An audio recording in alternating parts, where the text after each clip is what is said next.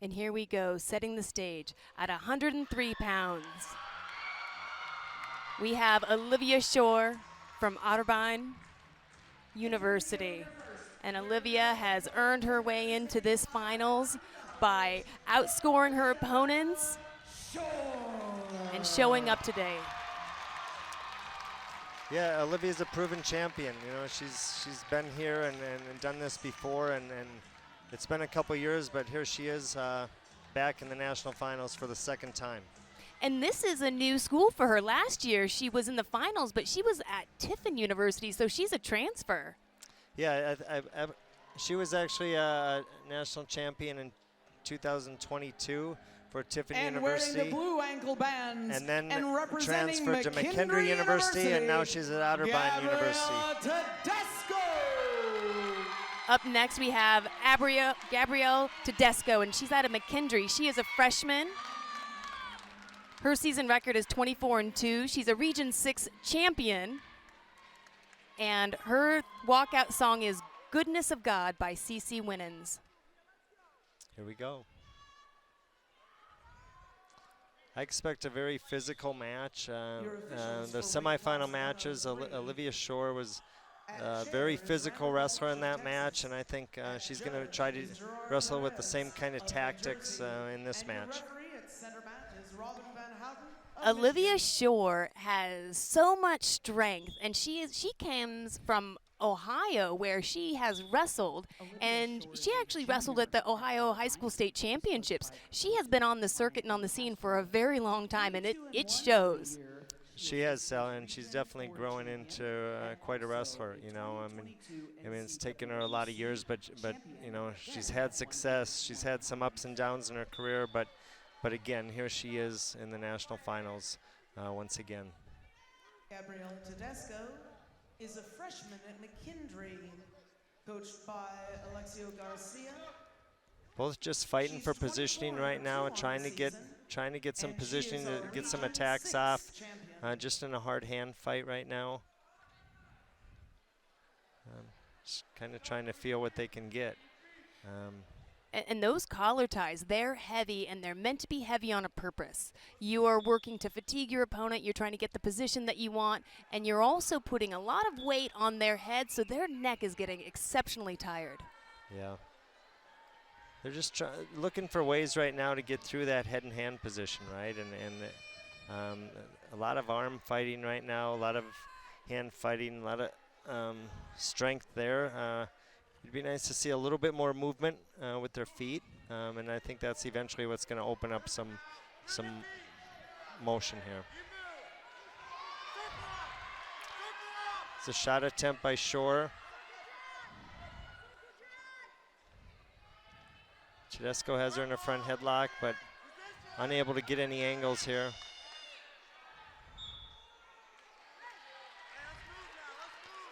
It's brought back to their feet, back to the center of the mat.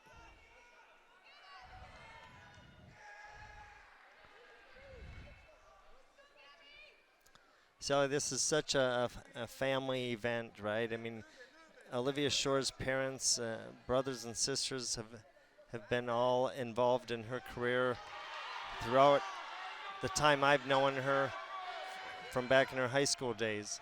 Very involved in her success. It's definitely the individual doing the work, but a lot of people behind them and making all that happen.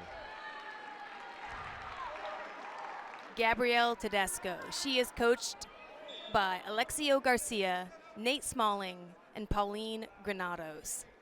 Her coaches have been in her corner for a long time, and they've all worked so hard to get her here into the finals match.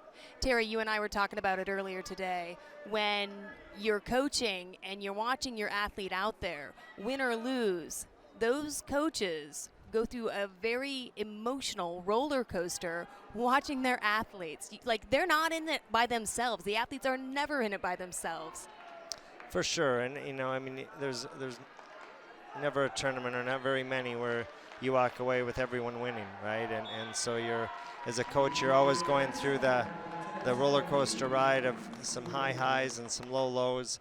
I think the bigger thing to understand and to try to appreciate is to understand that through their efforts to get here, right, and through the process of just fighting for perfection day in, day out, these athletes are being molded. And, you know, whether they get their hand raised or not here, they've really already won. That's right.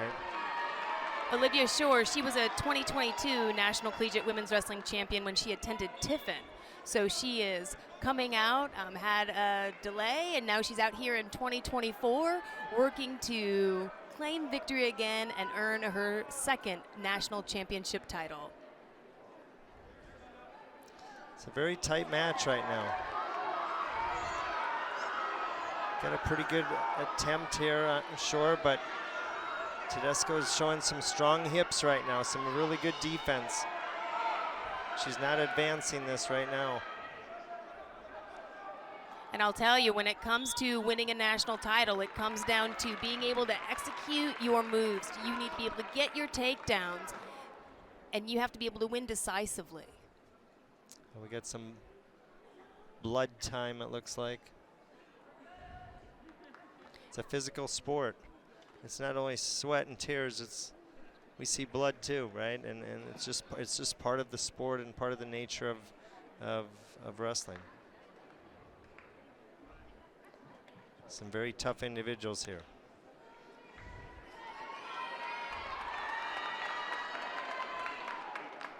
All right, we got that blood cleaned up, and we are back on the mat. Looks like they still have to clean a little bit more up.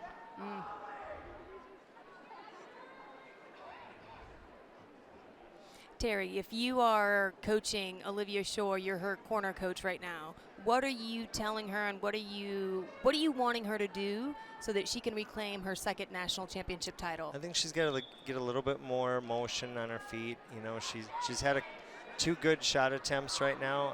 I don't necessarily think she has to go underneath. I think she can just get some movement and get Tedesco moving a little bit more. I think that's where I would, you know, pressure, trying to get someone else to shoot, or get them moving with your own motion, right? I think is what she has to do right now. But Tedesco is doing a very good job and keeping very good position.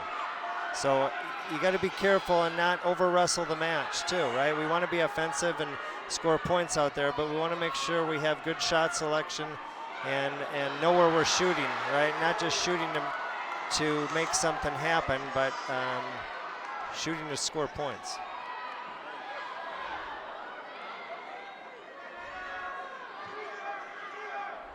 Tedesco is aware that Olivia Shore keeps going for her ankles, so she's really smart about keeping her hips as far back as possible, making it very challenging for Olivia to get in. So it's a 1-1 match right now. They just give it passivity point to Shore. So in essence, she's winning the match if it ends 1-1 right now because she scored the last point. So we're at a minute 15. You know, the tactics may change a little bit right now for Shore. She has the match won, but she definitely has to stand in there and fight. And there we have it. There's another passivity call on Tedesco. If she doesn't score, she's going to lose this match. She's going to have to press right now to score. It doesn't matter if it's 2-0 or 1-1 or 2-1 or 1-1. She's going to have to find a way to score right now. I would love to see Olivia Shore when she's getting in those hand ties, to see her keep moving forward. When she goes back a little bit on her heels, there's just a moment of an opportunity where she may lose her balance and an opportunity to capitalize. It's a 2-1 lead for Olivia. She just has to control the center of the mat, stay in the center, and keep good position. Tedesco's got to find a way. 14 seconds, there's enough time. And we're starting to see a flurry of action, short on time. I would have loved to have seen this the entire match. There's a second national title for Olivia Shore. A way to cap off your career. That's right, Olivia Shore, feeling that emotion, celebrating. That was a hard-fought victory. Tedesco did a really great job. I mean, Olivia scores a lot of points in a lot of matches, but she did a great job of shutting her down. She just didn't have enough motion and tying some moves together to score. All right, we're going back looking at this replay.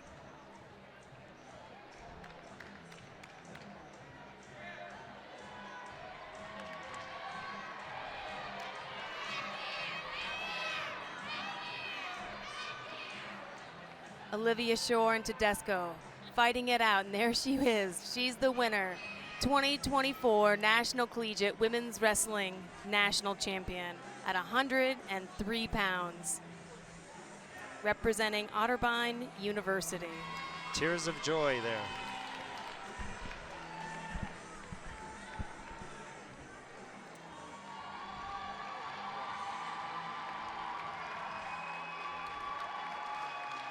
It was a long, windy road for Olivia, you know, going to 3 different college programs, you know, finding 2 national titles.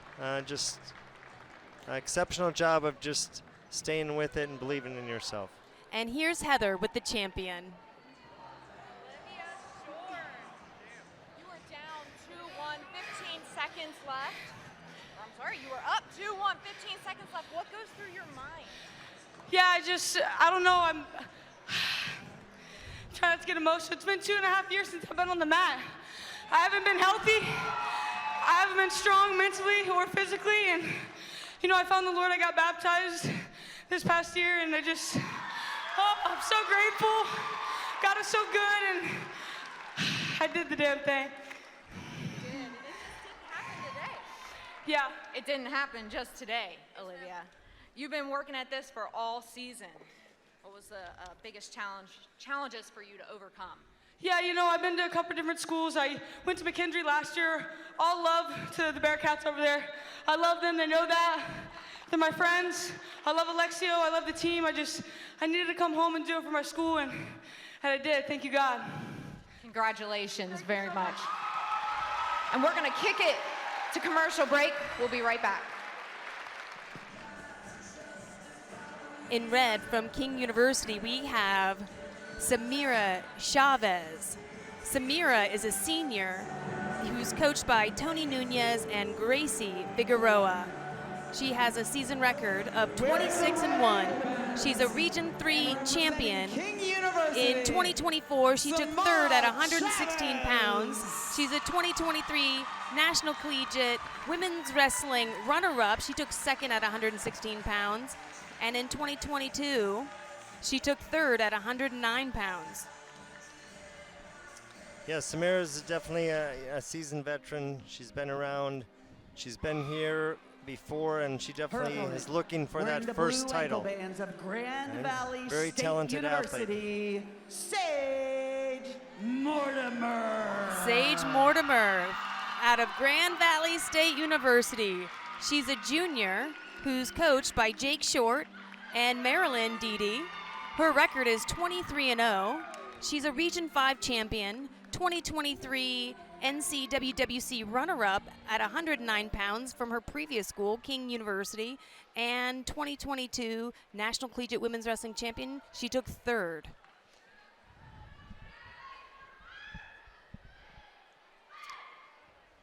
And Sage was also, Sally, the U23 world champion in 2024. So she's coming into this match, you know, ready to win a national title.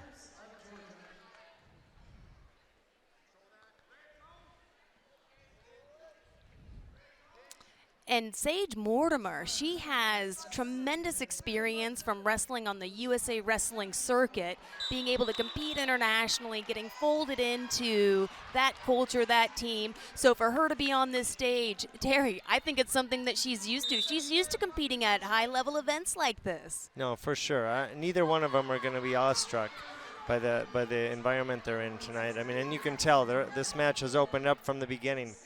Sally, the previous matches that they've wrestled at the Bill Farrell tournament, the score was 12-10. They wrestled at the U.S. Open, it was 12-10.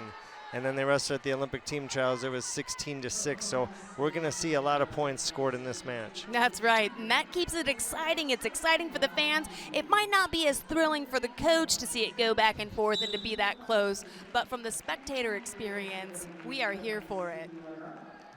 Looks like we have our knee tightened up a little bit. So let me just talk a little bit about Grand Valley State University. I mean, Yeah. Jake Short, it's a first-year program. He went in there and he's built something awesome in 1 year. I think they're in the number 4 position as a team right now, and just done a great job of bringing talent to Grand Valley State. And it says a lot about the university and their willingness to support a women's program, but also about Coach Short and just his personality, and the athletes are drawn to him. That's right. Grand Valley State University, they have been intentional about starting their women's college varsity wrestling program, knowing that athletes shouldn't have to sacrifice between athletics and academics to be able to wrestle. And on the other side of it, we have Samara from King University, and King has predominantly been one of our top women's programs within the college scene, and went through a little bit of a hard time this year. Their coach left early season. Coach Jason Moorman and Coach Gracie Figueroa stepped in and has done a great job of just keeping the athletes centered and ready to compete at a high level. Well, and let's talk about Coach Gracie Figueroa. We now have athletes that have themselves wrestled, are going up through a pipeline. Oh, look at that. 2 points for Sage Mortimer. Oh, she's got hip pressure in, looking to see if she can expose her opponent's back and turn her past that 90-degree angle. And it was stopped. Scores 4-2. Samara made a motion as she was getting taken down that she said that Sage grabbed her headgear to make that takedown happen. And that's what they're talking about right now, the referees.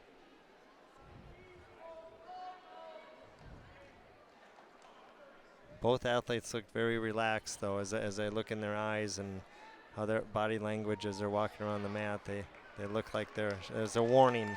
So Sage has been given a warning, and they took 2 points off the board. They took it off. They felt that was the reason she scored. So right now the score is 2-2.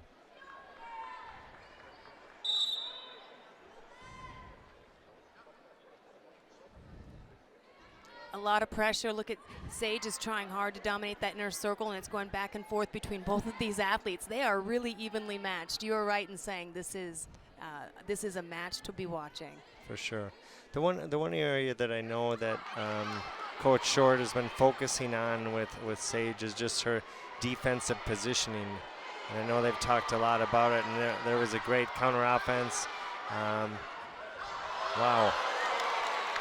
2 for Sage on the counter attack, and then another tilt by Samara right back, and the score is now tied 4-4. And I don't think it's the last scoring of the match, Sally. I don't think so either. And the fans here in the Extreme Arena are loving this action. And this is what makes freestyle wrestling so exciting. The points that can go back and forth because of the moves, the tilts, the way that your body moves in this sport. It's a really exciting way to watch wrestling. And both of these athletes have some very good throws, right? And so they're really never out of a match. I mean, I don't care if the score was 8-4 or 10-4. They're still in the match because both of them have very dangerous attacks, upper body, and are always looking for them if the opportunity arises.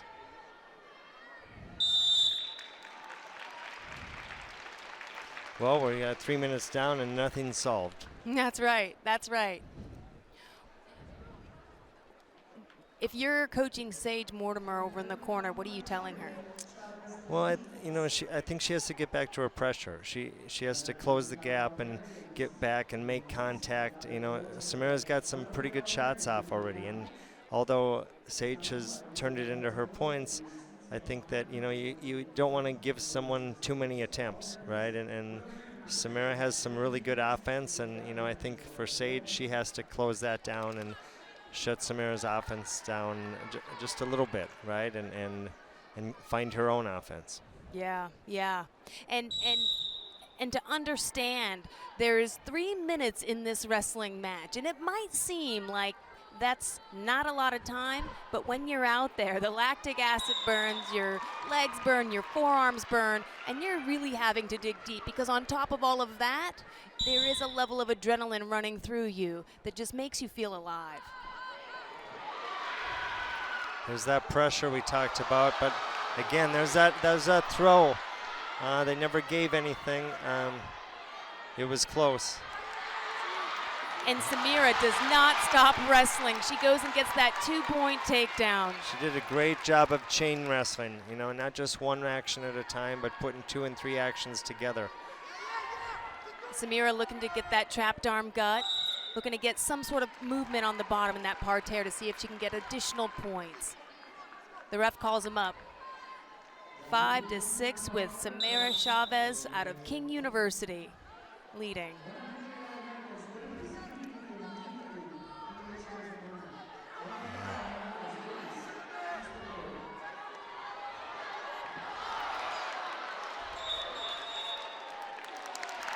One point. The head touched out. Sage's head touched out, so Samira's awarded 1 point. Out of bounds point. Score is 7-5. Again, this match is still a long ways from being finished, but Sage has got to get to some offense right now.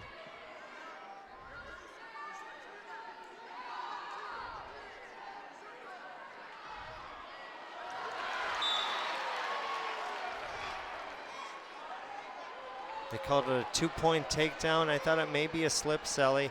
It looked like a slip. Did they call it a 2? They did. They did. They confirmed 2 points. Score is 7-7. With Sage scoring the last 2 points.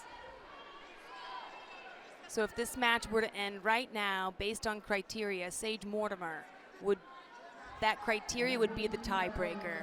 So the onus right now is on Samira Chavez out of King University to score and get a point, at least one. And Sage Mortimer pressuring her. Chavez knows she cannot get out of bounds. She can't lose that point, and ended up giving up 2 points. So good work on Sage for being a bulldog and working to expose her opponent's back and not quitting. Yeah, she kept a lot of good pressure there, and Samira tried forcing a duck under there and just got caught on it. Another 2 on the board for Sage Mortimer. Looking to lock up that leg lace that has been made famous in the history of women's wrestling by Adeline Gray, who has been able to pull that out at every World Championships and Olympics she's competed in. Great job of fighting there by Samira Chavez.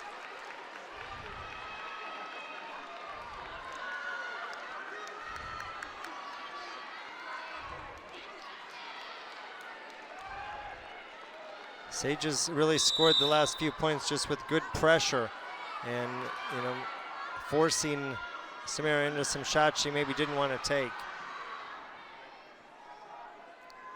Samira's coaches are saying you got to go get it. You got to score 4 points, and that is possible in the sport with a 4-point exposure, getting them to go from their feet to their back. It's a throw, and that is her style.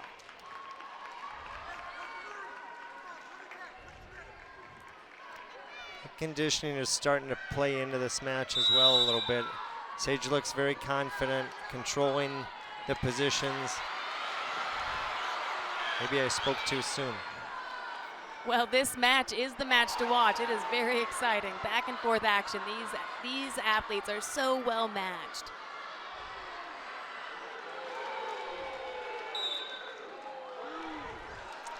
They call that a slip. Samira tried to throw Sage Mortimer, did not do that, and they're saying that during that effort of trying to get the throw, she's got a slip. No points.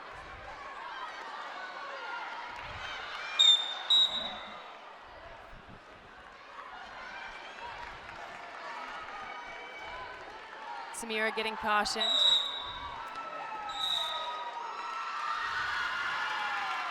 1 second left.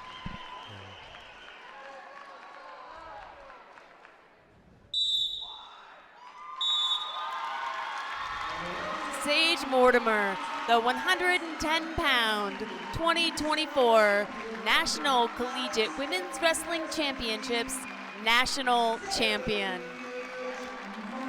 It worked out for Sage. You know, a couple years ago, I think she felt like she was in a place where she needed to make a change for her own wrestling and to have more development within her tactics and her techniques, and it's nice to see that rewarded. That's right. And congratulations to Grand Valley State University, who's come on the scene. This is their first year as a varsity women's wrestling program, and they have their first national champion. Very special.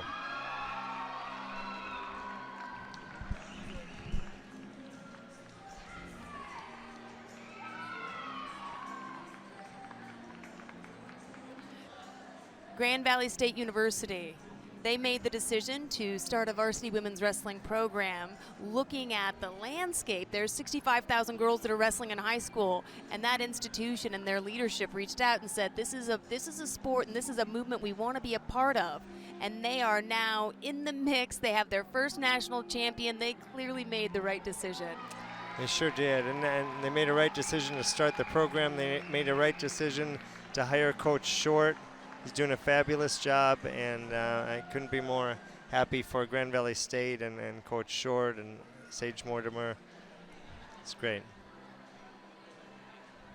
And here's Heather with the national champion, Sage Mortimer. Sage Mortimer, our champion. You were up 11-7, 30 seconds left. What goes through your mind at that point? Just keep grinding.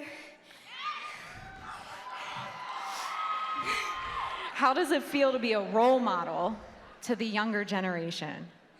It's awesome. I just try to be myself and be authentic to who I am. And if others want to follow, they can. What's the meal tonight? Celebration. What's that? What's the meal? What are you eating tonight? Water. We're going to kick it back to awards.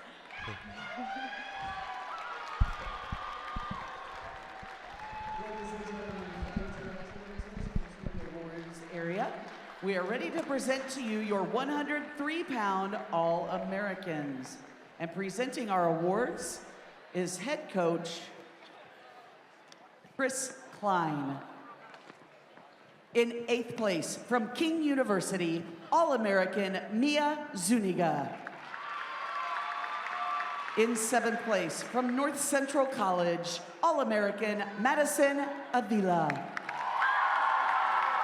In 6th place, from King University, All-American Avery Kibblebeck. In 5th place, from Schreiner University, All-American Odelia Lopez. In 4th place, from the University of Iowa, Sterling Diaz is your All-American. In 3rd place, from the University of Iowa, your All-American is Rianne Murphy. Your runner-up at 103 pounds, from McKendree University, All-American Gabrielle Tedesco. And your 103-pound national champion from Otterbein, Olivia Shore.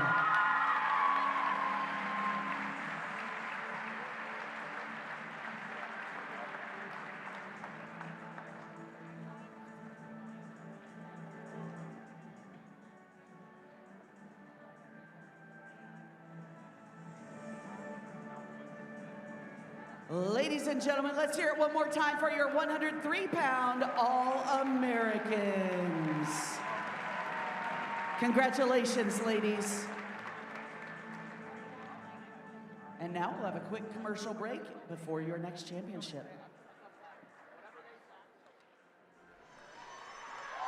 We have Sydney Petzinger out of North Central College.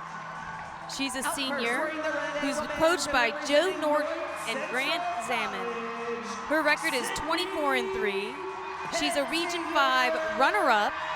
2024, she placed 4th at the National Collegiate Women's Wrestling Championships at 116 pounds.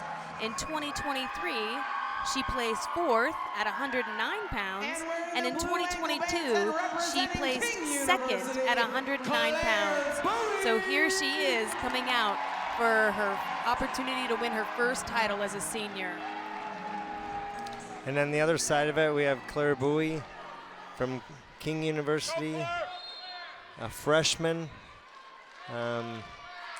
She's a great talent, and they're off right away. It's always exciting when you have a freshman and a senior battling it out for a national title.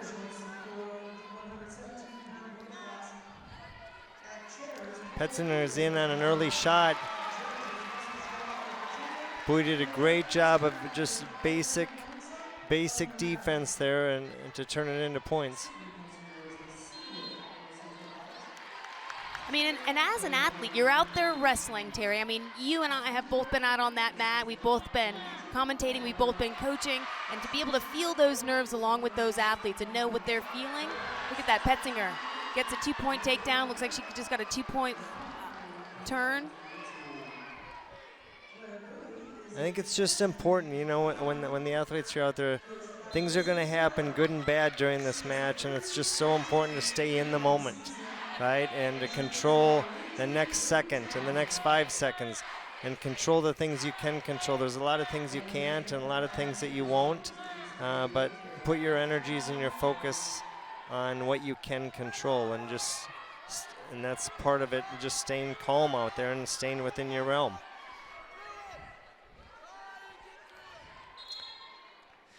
This is where Claire wants to be. She wants to be in underhooks. In her semifinal match, she did a great job controlling with good underhooks and good defense. And here we see the same.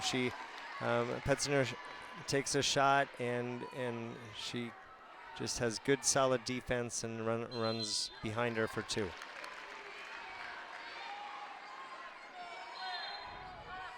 Sydney, when she gets in on that shot, she looks right for the turn so she can make that score jump from a 2-point move to a possible 2-point move and a 2-point turn. Claire, I would love to see her really start to capitalize on that par tear position so she can expose her opponent, Sydney, and get a couple extra points. This is their 4th meeting this year, Sally. Right now it's 2-1 for Petzinger in their matches. But very close matches, all of them, and they definitely know each other. They've felt each other before and know where they can attack and where to stay away from, and now it's just who can execute their game plans.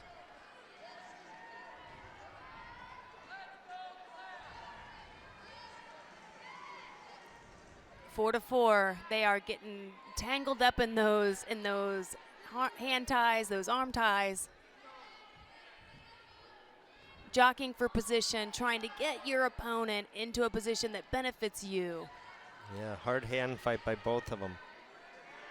Petzner has underhooks right now, just controlling the match, controlling the center of the mat, which will play implications to the referees, right? And if they're going to give a passivity call, where they're looking for that person that's not controlling the center of the mat to give a passivity to. It's 4-4 after 3 minutes.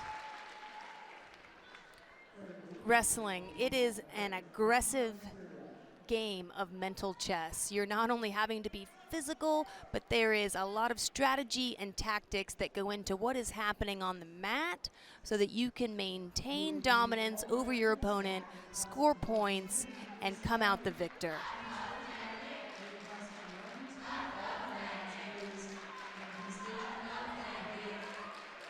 Back to the center. 4-4 with Claire scoring the last 2 points. Oh, she had a headlock locked up, trying to throw it, but Bowie did a great job of holding position there. Nice offensive attack. Oh, Sydney with that. Great shot. That was a 4-point. It went right from her feet to her back. It looked for a second like Bowie was going to stop it with those underhooks, and then she just powered through her. And that, Sydney Petzinger, that is how she made it into this finals match, was by driving some vicious double legs on her opponents. And now she has the points, right? Now she can sit back a little bit and just control the ties, control the center of the mat. Bowie has to be the one scoring right now.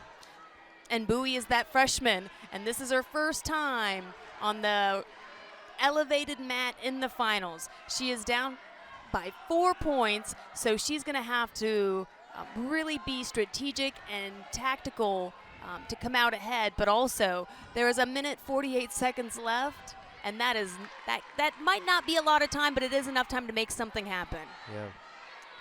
She's coming into those underhooks, pressing hard.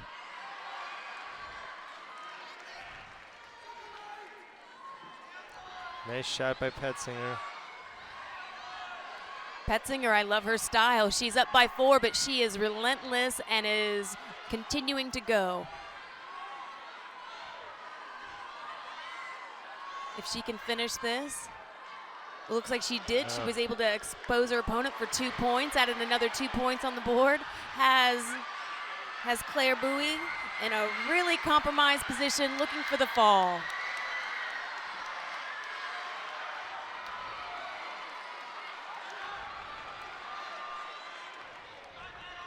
Claire Bowie had some tremendous defense and was able to get out, and Cindy is still working on maintaining control.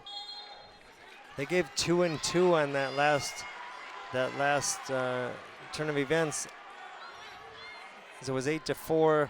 They went 2 and 2 on that last. They must have exposed both ways. So that's where the score is 10-6, still within reach.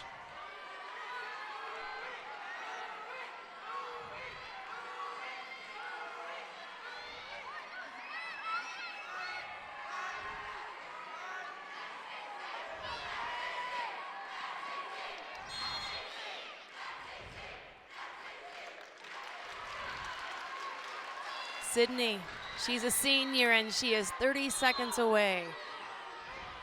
She needs to stay calm, composed. Work to get back in the center. Don't give up easy points here.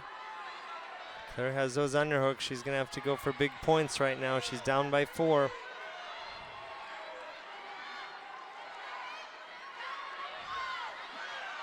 Bowie looking for an inside trip.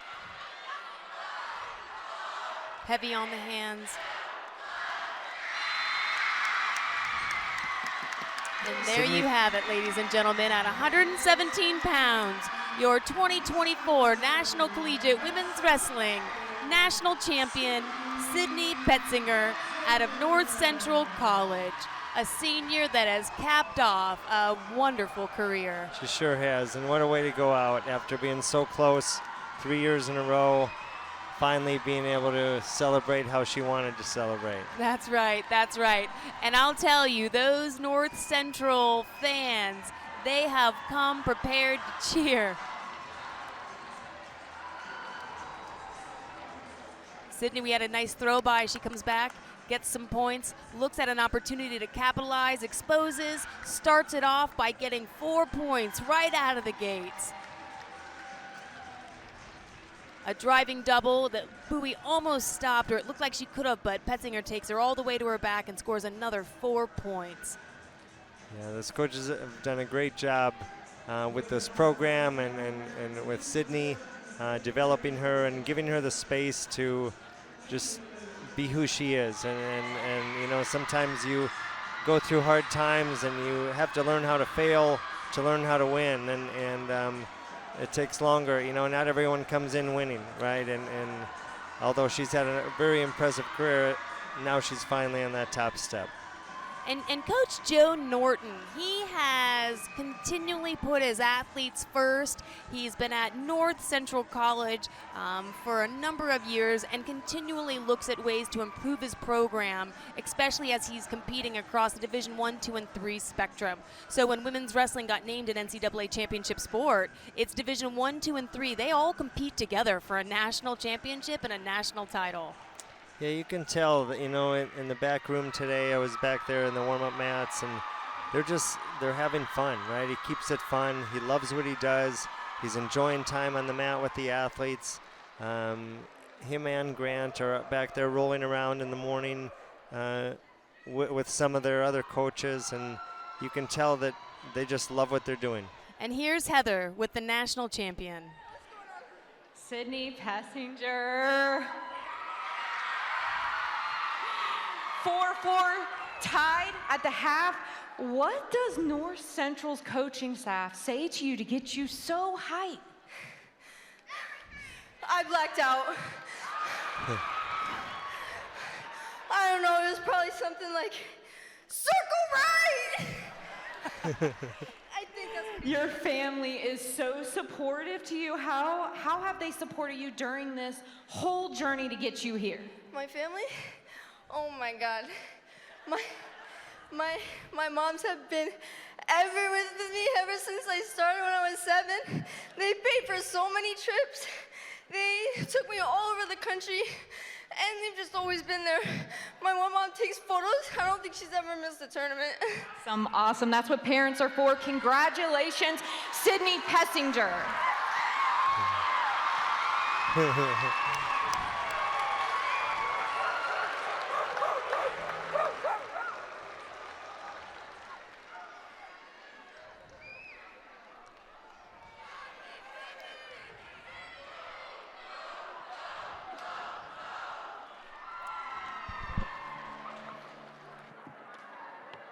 And now, ladies and gentlemen, we would like to present our All-Americans and champion at weight class 110. Presenting the awards for the 110 athletes is Coach Jake Short of Grand Valley. Taking 8th, and your All-American, Diana Holmes of King. Taking 7th, All-American Trinity Pendergrass of Quincy. Taking 6th, All-American Isabella Frezzo of New Jersey City University. Taking 5th, Emily Gonzalez of Iowa All-American.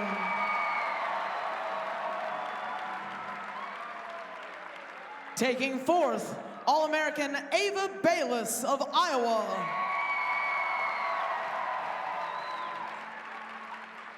Taking 3rd, All-America Kendra Ryan of North Central College.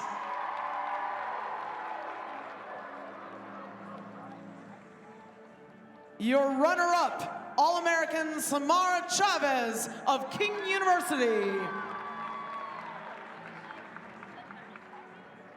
And your 2025 NCWWC champion at weight class 110, Sage Mortimer of Grand Valley State.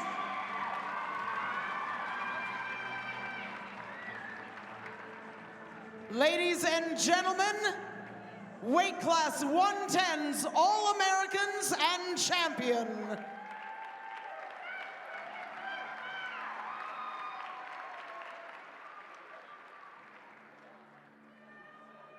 Thank you, athletes.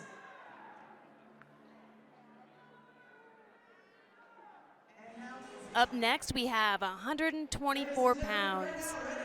In the red, we have Amani Jones out of North Central College. She's a senior who's coached by Joe Norton and Grant Zamin. 24 days at 116 pounds.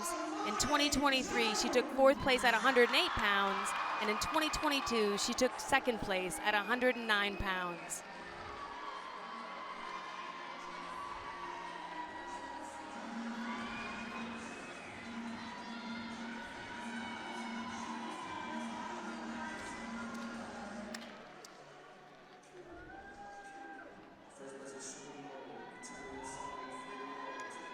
In blue, we have Shelby Moore out of McKendree University.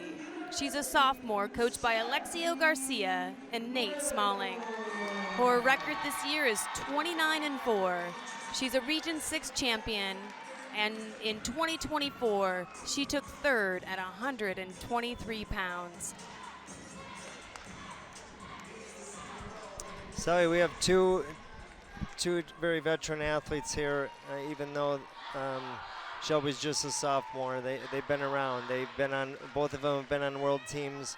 Monty Jones has won a world bronze medal at the U20 level and the U23 level. And Shelby has been on a U17 world team. Both very gifted athletes.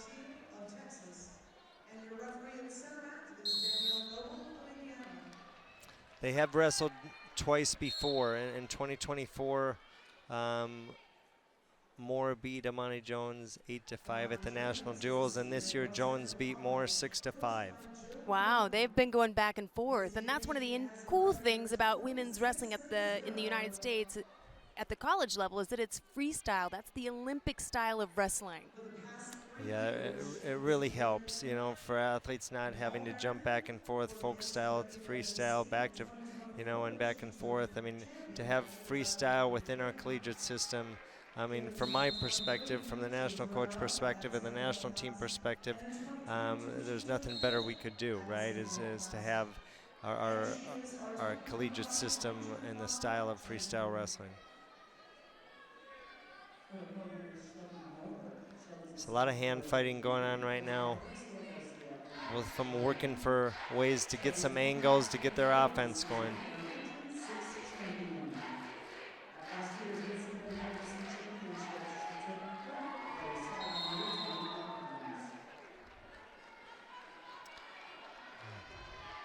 A warning for passivity on Moore.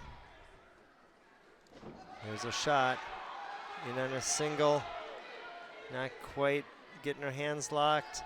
Just got her hands locked. Now she's driving up. Amani working to really cover.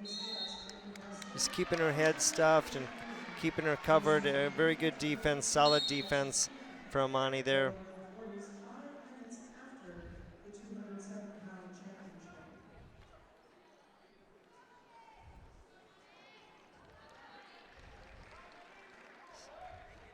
And you can tell both of these athletes have gone back and forth so many times because they are matched perfectly with hand fighting, head position. There goes Amani in on that low single. Really nice shot by Amani. 2 points, working to get that conversion to right into a turn. You can see her trying to get her arm underneath. Working for an arm bar right now. Moore doing a good job of blocking. Back up to their feet. There was a passivity giving as well, so the score is 3-0 Amani.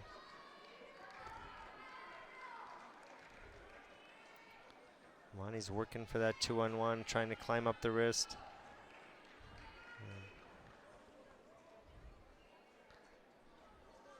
Moore doing a good job of keeping her arm short. 30 seconds left in this first period, and Amani Jones is up by 3. Amani's doing a good job of tying her up with this 2-on-1 and really stopping that offense. She knows that Moore has to come after her.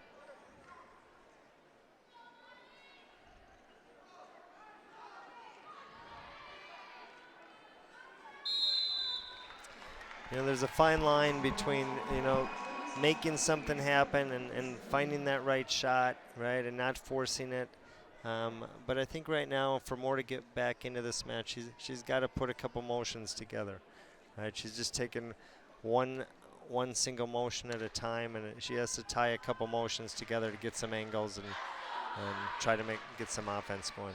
That's right, and when we talk about finding that shot and getting angles going, that happens because you're moving your opponent, and you're being strategic with your head position and your hand position, hand fighting. And it looks like as she comes back out, Shelby Moore, she's got a little bit more energy. Like there's 3 minutes left. She is 3 minutes away from being a national champion. She's gonna have to score. Work on clearing that arm, gets in on that single. It's a nice single leg shot, but Amani's doing a good job of blocking, and now in a defensive front headlock, just holding position.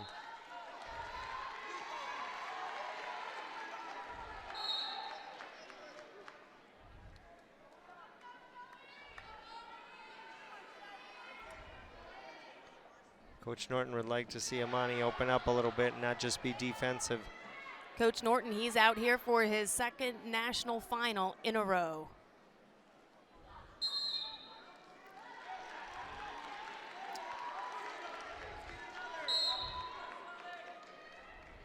Shelby Moore, she's going to, when she clears Amani's arms to get in on her leg, she's going to have to keep going. There, she got it on a low. Nice low single for Amani. Good job of defense here for Shelby.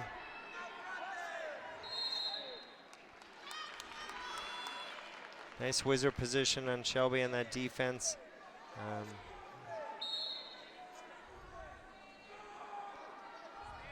That's the second time that Amani has been able to get in on Shelby's ankles. So now Shelby has to at least have an awareness that that is now the second time, so she has to be aware.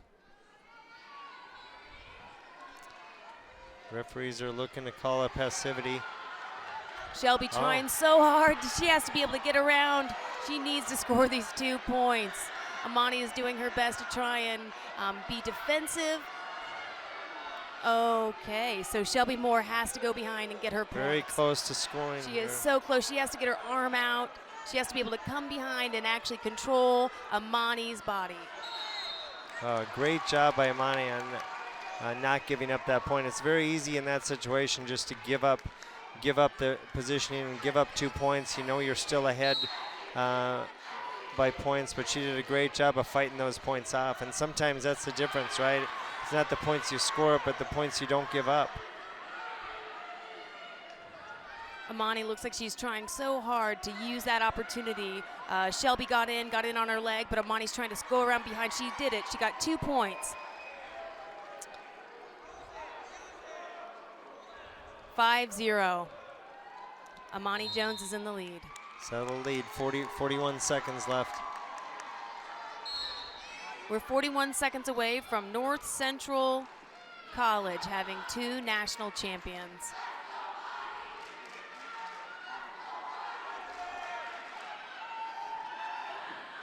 Shelby Moore, short on time, but she is continuing to go. Did an outside sweep single, didn't get it. Amani is stailing out.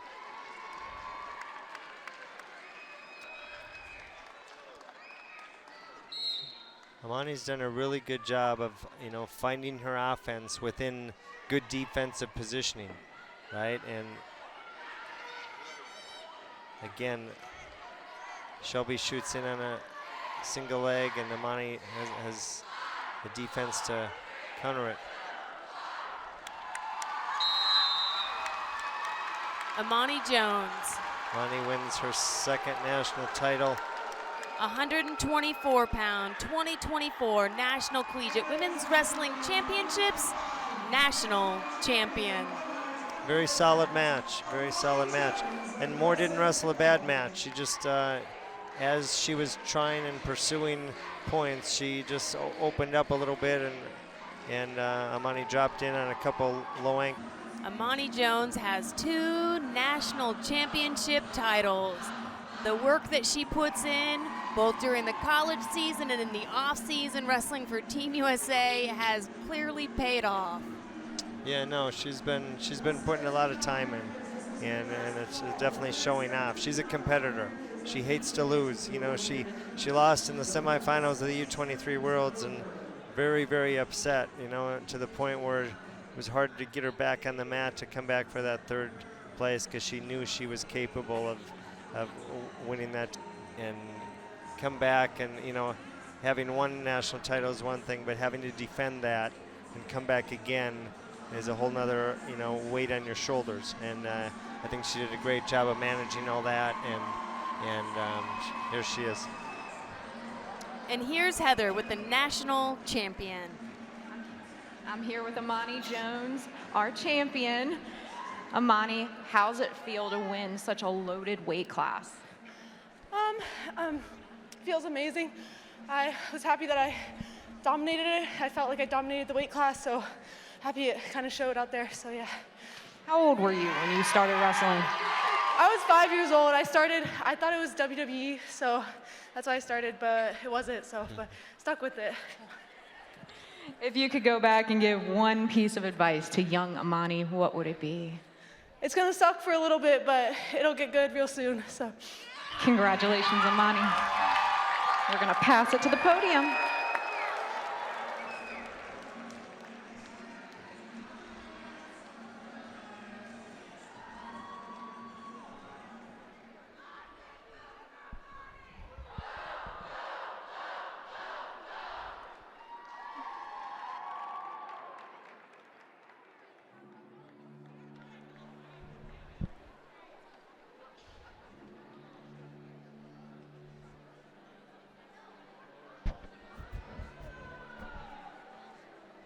Ladies and gentlemen, if you'll direct your attention to the awards area, we'd like to present your All-Americans at 117 pounds. Presenting their awards, the head coach of North Central College, Joe Norton. In 8th place at 117 pounds from Dubuque, All-American Shay Reisel. In 7th place from William Jewell College, All-American Alexandra Waitsman. In 6th place from Lindenwood University, All-American Caitlin Jackson. In 5th place from the University of Iowa, All-American Brianna Gonzalez. In 4th place from Emmanuel University, All-American Carissa Turnwall. In 3rd place from Northern Michigan University, All-American Yu Sakamoto. Your runner-up at 117 pounds from King University, All-American Claire Bowie. And your 117-pound national champion from North Central College, Sydney Petzinger.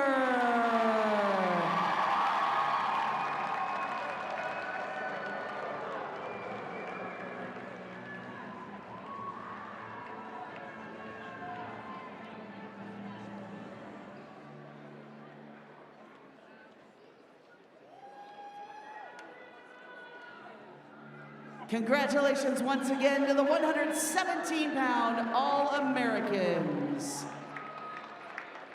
And we're back at the 2024 National Collegiate Women's Wrestling National Championships here in the Extreme Arena in Coralville, Iowa. Up next at 131 pounds, coming from North Central College. This will be the 3rd athlete in a row from North Central College. We are now ready to wrestle for a championship at 131 pounds. At 131 pounds, Sarah Sterner. She's a redshirt junior who's coached by Joe Norton and Grant Zameen. She's 26-4. She's a Region 5 runner-up. At the 2024 championships, she took 4th at 130 pounds. In 2023, she took 5th.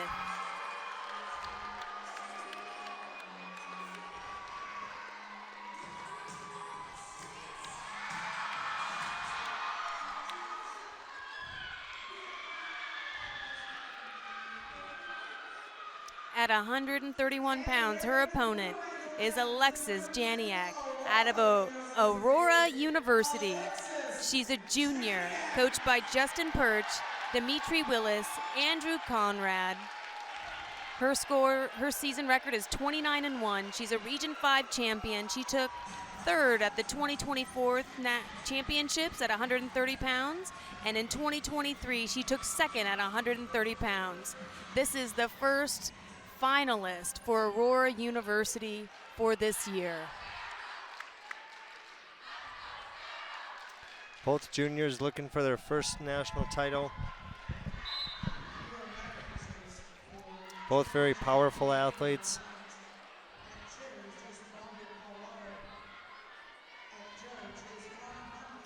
Sarah Sterner keeping her position really low, shuffling and moving across the mat, working on getting Alexis Janiak to move. In a hard hand fight right now, looking for position. Have some strong collar ties. There's a shot attempt by Janiak. Sarah Sterner, her collar ties, they are meant to fatigue her opponent. It is so heavy to have someone on your head for any amount of time.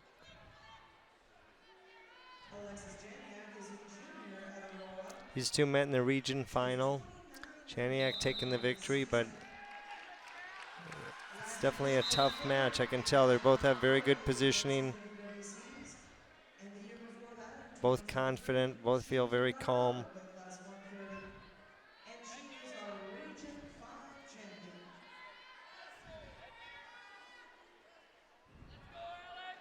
Sterner's really controlling the situation right now, just with strong collar ties and inside position.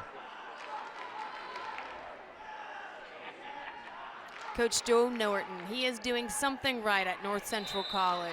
This is his third finalist in a row, and he's setting up this athlete to become the third national champion for this year from North Central College. They may call this corner Norton's corner.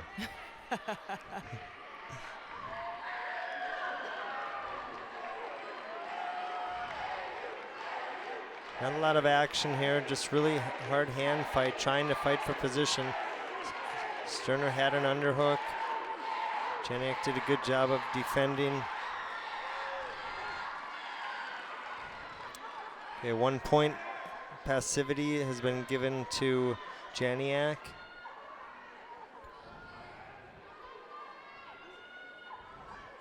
There's an arm spin by Sterner.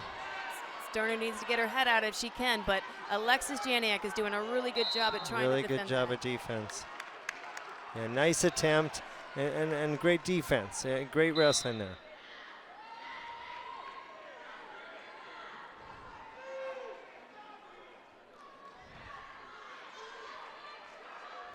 Again, into a hard hand fight, both head to head in tight position. Now they call Janiak on a passivity.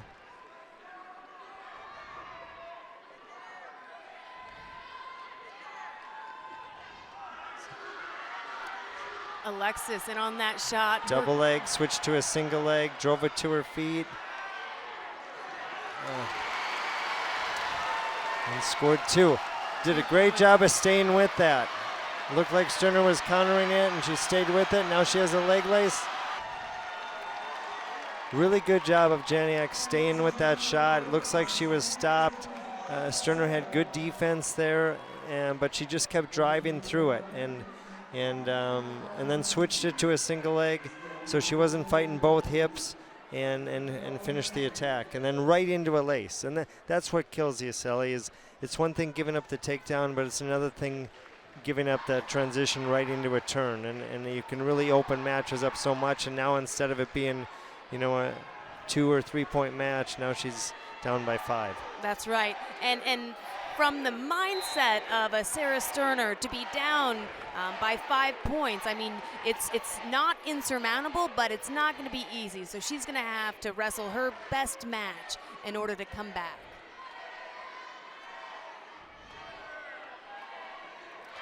And Alexis, she's in again on another shot. Oh, nice defense by Sterner. 2 points. 2 points for Sterner on the tilt. Still no takedown. There they just awarded her 2. Sarah Sterner 2. Alexis 5, Sarah 2.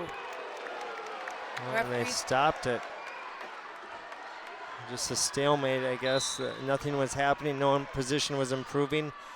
Now it's within reach. It's 2-5. Still 2 minutes and 15 seconds left. Sarah Sterner, she showed that she is a competitor, and she's going to keep coming and keep coming and keep coming. She just has to make sure she doesn't over wrestle this position, right? There's plenty of time. You don't have to get in desperate for anything, but you have to be urgent. You have to stay in there and fight for position and fight for action.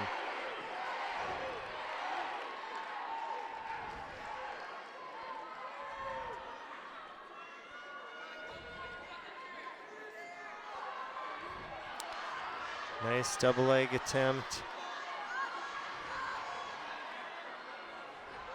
Janiak switching now to a single leg, drove up, did a great job again, staying with the position. No points yet, a nice strong whizzer. They call him back up. A great shot by Janiak there, and even better defense, right? I mean, just did a good job of shutting her down.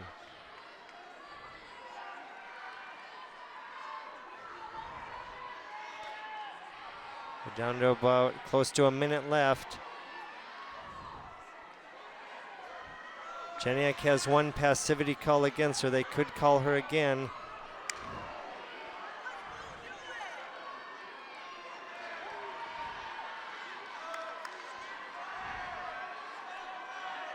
Coaches are asking for a passivity call against Janiak. Nothing yet. Oh, now the referee's looking to give. He's looking. Janiak is up by 3 points. It's 5-2. She's not going to take any unnecessary risks. It's 30 seconds left in the match. She's doing a good job of staying in there, Janiak. 20 seconds.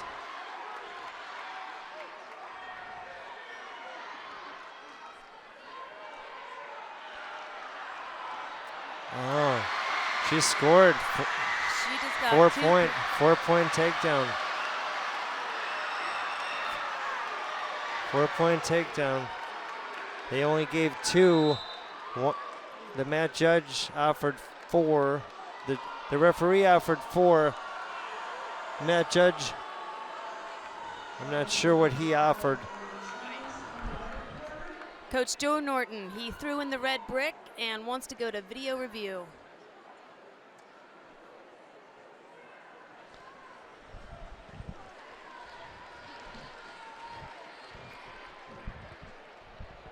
They're challenging the call. They scored a 2 on the mat. They're challenging it. There was feet to back.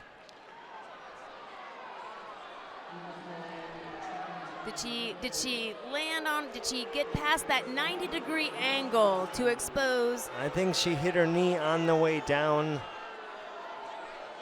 I think they could go 4 there. And this is going to decide the mat, ladies and gentlemen, with 14 seconds left. Did they score 2 points or 4? Sarah Sterner, how are they going to call it? And this is not a position that you want to be in as an athlete on either side.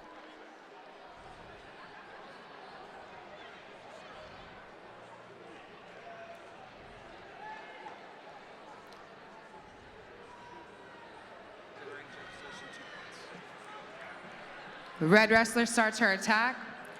Blue wrestler hits down onto her knee. Change of direction. It was a continuation of forward motion. We have 2 for counter. Challenge lost, 2 points red. So they lost the challenge. Very controversial call. Could have, it was definitely feet to back. They said it was a counter. Janiak is now a national champion, but great effort by Sarah Sterner. Hard way to lose a match. It is a hard way to lose a match. There is already a lot of emotions out on that mat, and for it to come down to a moment like that, it is stressful. Well, and that's the thing. You can see this within the fabric of North Central College. They're coming out. They're fighting the entire match. Regardless of the score, they're not going to stop. They're going to keep coming. They're going to keep trying to score points and do everything they can to get their hand raised. And you have to credit that to Coach Norton and Coach Grant for the work they do on a daily basis, ingraining that kind of attitude and mindset in their wrestlers as they prepare for major competition. All right, and here's Heather with the national champion. Lexi Janiak, how are you feeling right now? A little dissatisfied. I don't like the way I ended that match. I got to keep going till full 6 minutes. But I'm proud of myself nonetheless. It's been a hard year, so. How do you stay so composed when you have a challenge like that at the end of the match? I don't know. Especially at the end of the match, I feel like it's hard because at that point you don't have control over what happens. And I've been there before, so that's something I gotta learn from and improve from. What are you eating tonight? Sorry? What are you eating tonight? I don't know.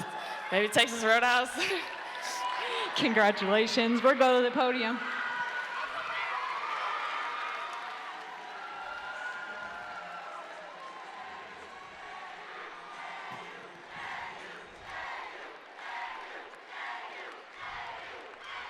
And now, ladies and gentlemen, if you'll turn your attention back to the podium for our All-Americans and champion at weight class 124 pounds. Presenting the awards at weight class 124 is Joan Norton.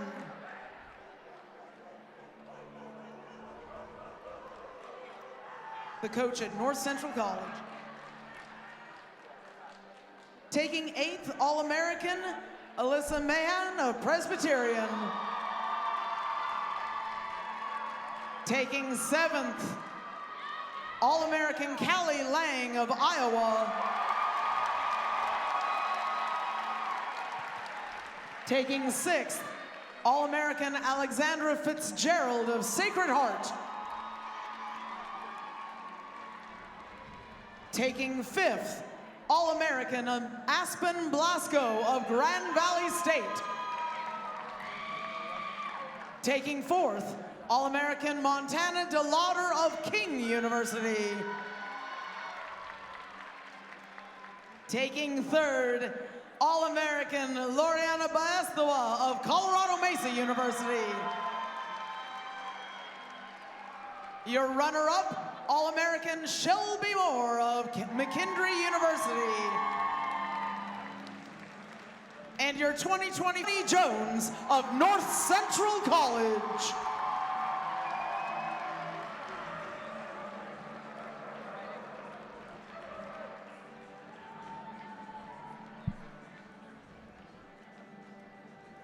Ladies and gentlemen, your 124-pound All-Americans.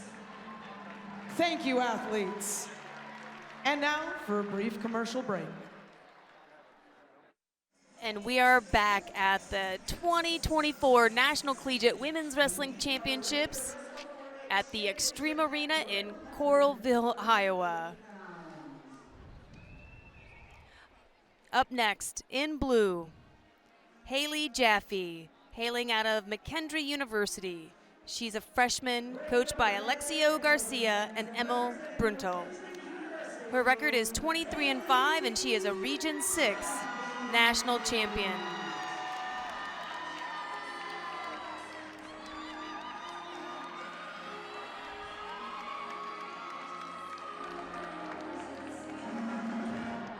In blue, we have Grand Valley State University, Katrina Lang. She's a junior, coached by Jake Short and Marilyn Deedy. Her record is 19-2. She's a Region 5 champion. 2023, she took first at 143 pounds when she attended Augsburg. So this is her first year at Grand Valley State University and their second student athlete wrestling for a national championship title. Yeah, Katie is definitely one of our up and coming, people on the scene. She was a U23 World Team member in 2023. She spent half a year at the training center in Colorado Springs, and then Jake Short took her to Grand Valley, and she's finishing her education there. But just a brawler, a fighter, a real worker and a grinder. So, and this is going to be a very physical match, I think.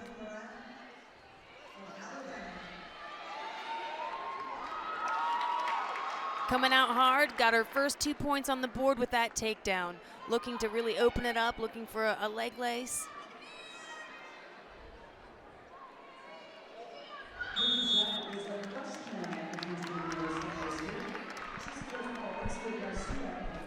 Haley Jaffe, she comes from the great state of Pennsylvania, where she grew up as a leader within the sport, within the state, working to grow women's wrestling and make it so that there was a state championship title, and continuing to offer that opportunity for the girls that come after her.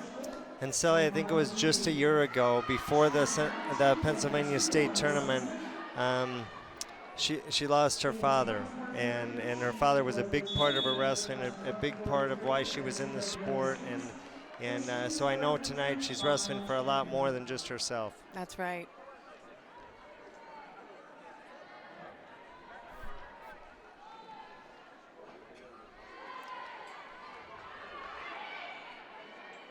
Two different styles here. Jaffe's a very powerful wrestler. Lang has a lot of length, a lot of leverage. Haley Jaffe got in on that snatch single, but you're right. That Katrina Lang, she has so much height. Yeah. She was able to defend and go around and get another 2 points. Yeah, it's one thing having that power and that position power and just that pure strength. And then it's another thing, someone like Katie who just has leverage, right? She has that leverage with everything she does, and that's a strength in itself, right? And understanding how to make your body style, your physique work for you, I think that's just as important. Well, and that's what it's all about, right? We can always wish we were someone else, but we have to learn to wrestle with what we have and the skills and the tools that we bring to the table. And that's why wrestling is such a unique sport, and there's so many different ways to win a wrestling match. Katrina just got another 2 points with that takedown. She's looking to get that leg Turk. That's a move that puts a lot of pressure on your lower back, working to expose your opponent. Her back past the 90-degree angle. The ref called him back up. Scores 6-0 now. Jaffe definitely has to find some offense. And when we talk about offense, you know, most of the time we think about attacking the legs, but there's different ways to score, right? I mean, we don't always have to go underneath someone. We can go over the top of someone, bring them down into a front headlock. We can go around people, create some angles, get some drags, and go around them. But, you know, right now, you know, it's going to be interesting to see how she decides to attack. She's already tried going underneath of her. That didn't work. So can she pull her down into a front headlock or go around her? Maybe another option that her coaches may be bringing up during the break.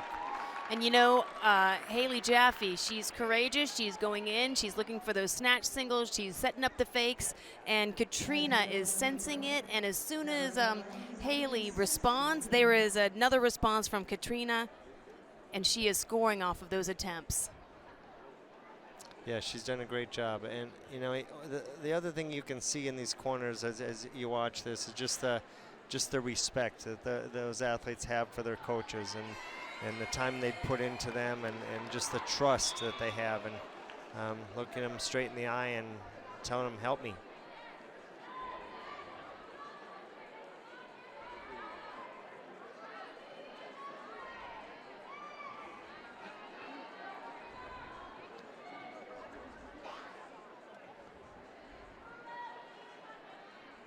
Jaffe's really trying to get some reaction out of Lang, and she's just not getting it. Lang is just staying steady in solid position.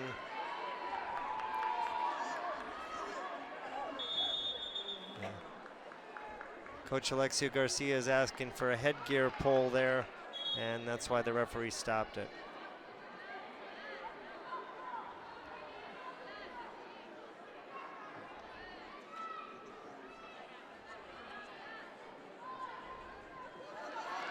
Nice sweep single leg by Katie. Stands up with it. As soon as she straightens that leg, now it's really hard to defend right here. And she's got those long legs where she's able to. A 2-point takedown. She was thinking it may be 4. 8-0. She's still got work to do.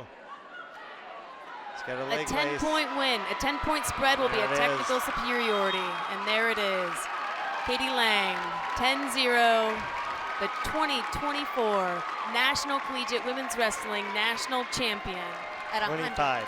25, a national 25. champion at 138 pounds. And the second national champion for Grand Valley State in their first year of the program. That's right, Grand Valley State, that is their second. They are doing something right.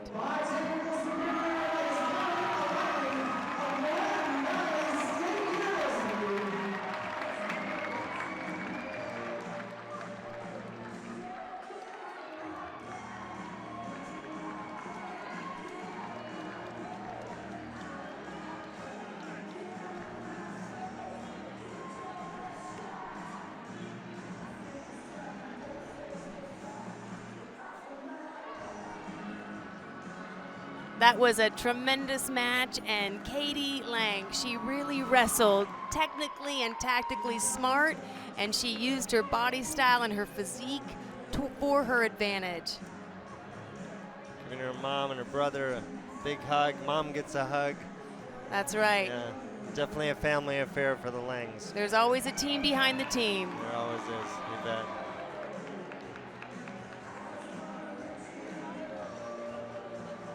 And the energy in this room is amazing. Coralville, Iowa has been a tremendous host for this national championships, this 2025 national championship.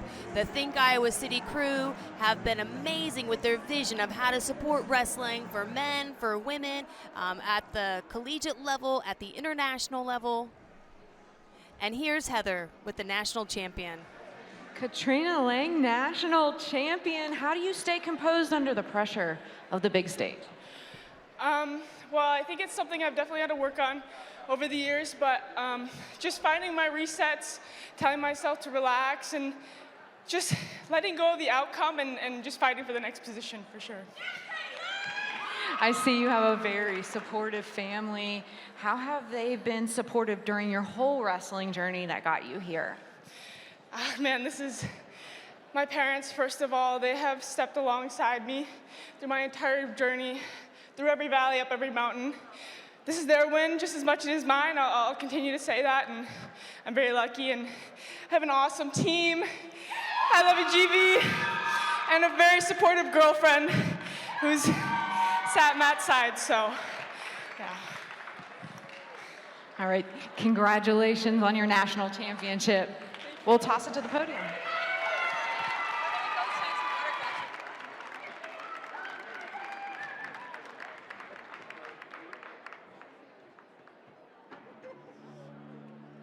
And now, ladies and gentlemen, your 131-pound All-Americans, presenting their awards, head coach of Aurora, Justin Perch. In 8th place at 131 pounds from Elmira College, All-American Reagan Retail.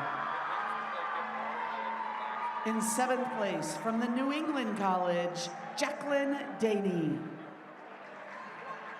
In 6th place from the University of Iowa, Emily Patnode. In 5th place from Lindenwood University, All-American Kaden Condit. In 4th place from McKendree University, All-American Victoria Torres. In 3rd place from McKendree University, All-American Alexandra Skotnicki. Your runner-up at 131 pounds from North Central College, Sarah Sterner, is your All-American. And your 131-pound national champion from Aurora, Alexis Janiak.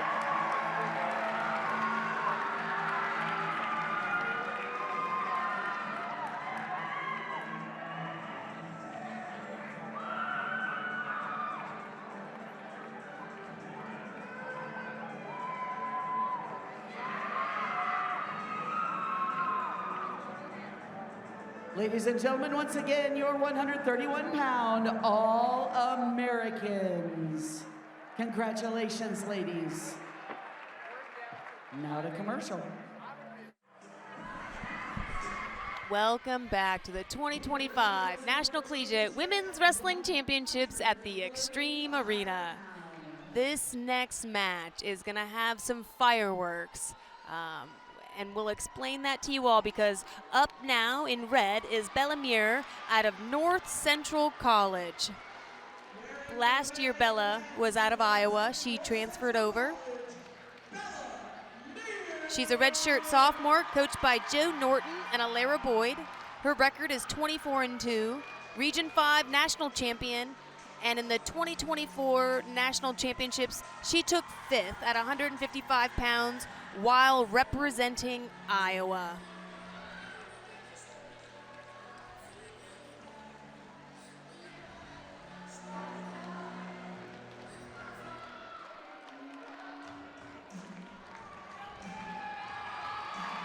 Up next, out of the University of Iowa, a hometown favorite, Macy Kilty. She is a senior who is coached by Clarissa Chun, Gary Mayab, and Tanya Verbeek. Her record is 26-0. She's a Region 7 champion, a senior world bronze medalist, and a U23 world silver medalist. Yeah, Macy's got quite a rap sheet, right? She's been on 8 world teams overall, 8 world medals. She has Cadet World Gold in 2018. She's a 2-time world medalist in both 2023 and 2024.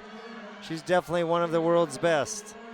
And this match is my match to watch, because these two athletes go back and forth. But last year, Bella was at the University of Iowa. She transferred over to North Central College for a different opportunity, and that proved to be the right move, because here she is in the finals against Iowa. And Bella is a fighter, literally. She grew up in a fighting family, right? Right, she did. Her father is Frank Mir, 2-time UFC champion, and she knows what combat sports is all about. That's right. So there's a little bit of blood time for Bella, and that she is no stranger to blood, coming from that combat sport family. Watching the United States accept women's wrestling, encourage its growth, encouraging more daughters to come out and wrestle, more sisters.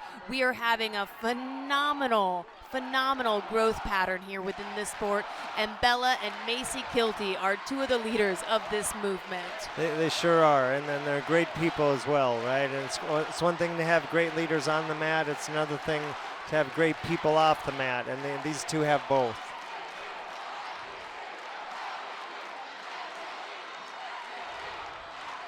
North Central and Iowa, these 2 schools are going back and forth. Right now, Iowa is in first place at 186.5 points. North Central College is in second place with 181 points. It is a very close match, and I'll tell you what else makes this match exciting for me, Terry. Because women's wrestling is a Division 1, 2, and 3 national championship, you have a Division 1 Iowa that is in the finals with a Division 3 North Central College, and these athletes are going toe-to-toe. And if these divisions were to break off, you wouldn't have matchups like what you see right here on the mat. No, I think it's very important. We've had steady growth over the last, 20 years, 30 years, right? But at the collegiate level, we've had growth, unbelievable growth the last 8 or 9 years, right? And having them together, is how we've grown, right? We've put a great product together on the mat, and they've been able to battle test each other and push each other forward. And both of these programs make each other better, right? And to separate that, I just don't think it's the right time to do it. There may come a time to do that, but right now, women's collegiate wrestling at the NCAA level, in my opinion, should be just one level. I agree, because matchups like this are happening because Division 1, 2, and 3 are staying strong, they're staying united. And if they did separate, it would just make it really hard for the smaller schools to recruit the same kind of talent, right? And if you keep them together, they all have a chance to win next year, an NCAA title, and this year an NCWWC title. But they all have a chance, regardless of the division they come from. A really hard hand fight right here. Macy's really trying to come into a 2-on-1 and get some positioning, and Bella's doing a great job of defending and staying in there. The blood continues to be an issue.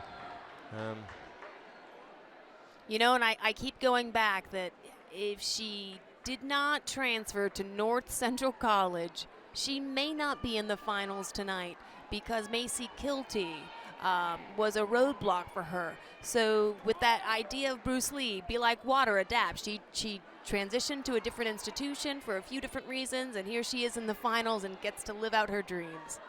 Yeah, and it's not a bad thing. Sometimes those things happen in life, and we have to make changes. We have to adapt, and she's found a place that I think has brought her in with open arms, and I think they're doing a great job of developing her. I mean, last year she was 5th in the country. Now she finds herself in the national finals, so it's been a good decision for her.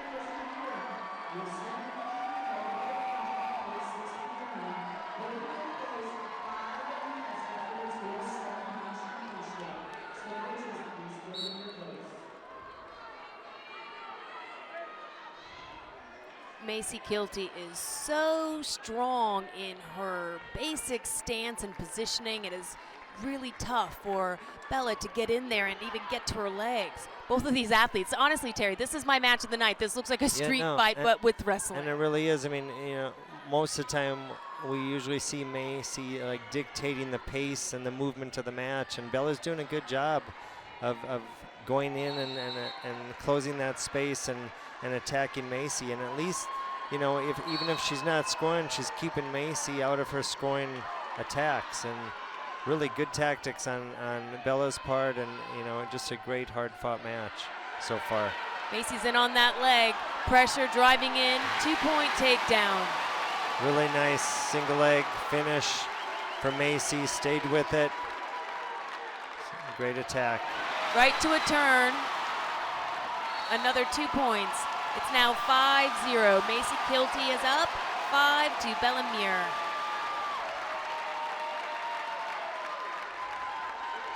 And then again, what we talked about in one of the earlier matches, Sally, it's so important, that transition. It's not just, you cannot relax after that takedown, right? As a defensive wrestler, you just got taken down. You have to, your mind has to adjust to the next defense, right? Because you're still someone's still attacking you from that top position. And Macy did a great job of turning that, transitioning from that takedown right into a turn. And now instead of being a 2-point match, it's a 5-point match. And there was a passivity call in there too, so now it's a 5-point match. And the thing is with these blood stops like that, it doesn't allow the flow of the match, right? Right. All the whistles. You lose that momentum. Yeah, you lose momentum. So in some cases that can really help you, in some cases it can hurt you.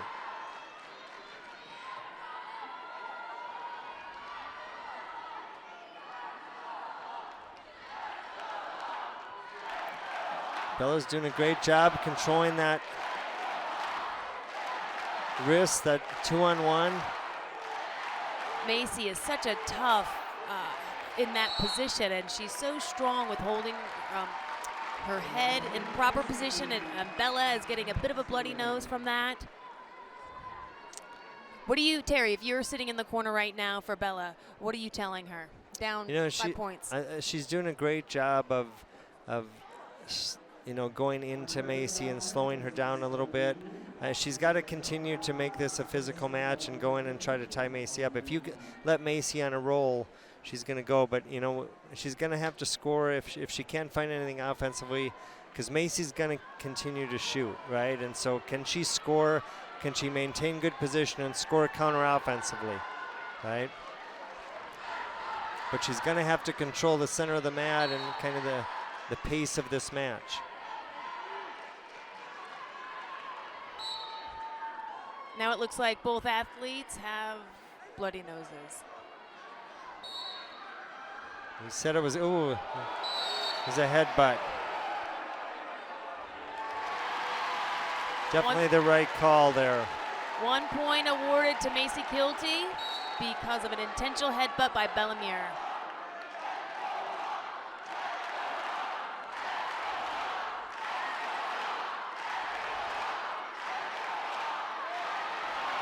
Macy's in on that single leg, looking to get her head to the outside. She has to keep her hips low so that Bella isn't able to pull off any defensive points. And it looks like she's working really hard and might get a 2 points out of it. She did.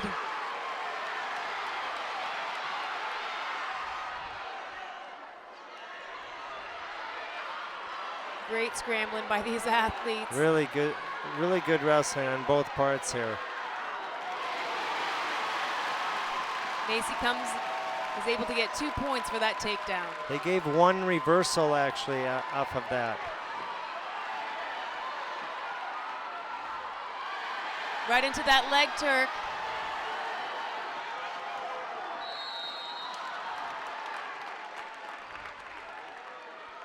Again, Coach Norton was calling for the headgear pull there on that turn. Nonetheless, they called him up. 2-7, 2 minutes left in the match.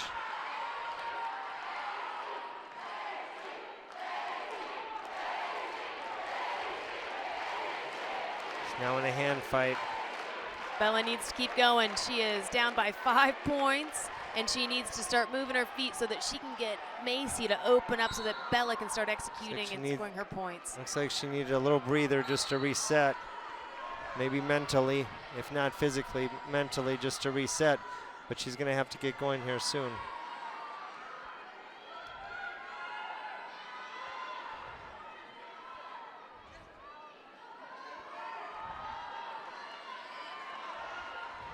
Macy knows she doesn't have to attack right now. She knows that Bella has to come for her. And so she's just, you know, staying in good position, good head position, controlling the wrists, keeping Bella from attacking anything, no deep ties, keeping your own balance. She's doing a good job. She doesn't have to do anything to win this match. Bella is the one that has to open up.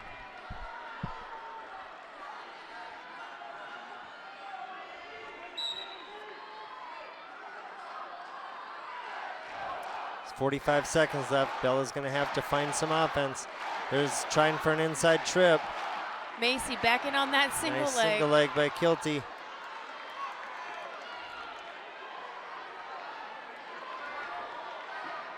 Able to Oh, come out. watch the knees.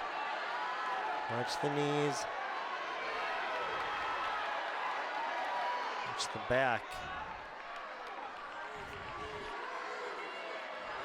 Bella is working on not letting go of that leg. She does not want to give up 2 points. You can hear the Iowa fans displeased. 14 seconds left, no points there. Called a stalemate.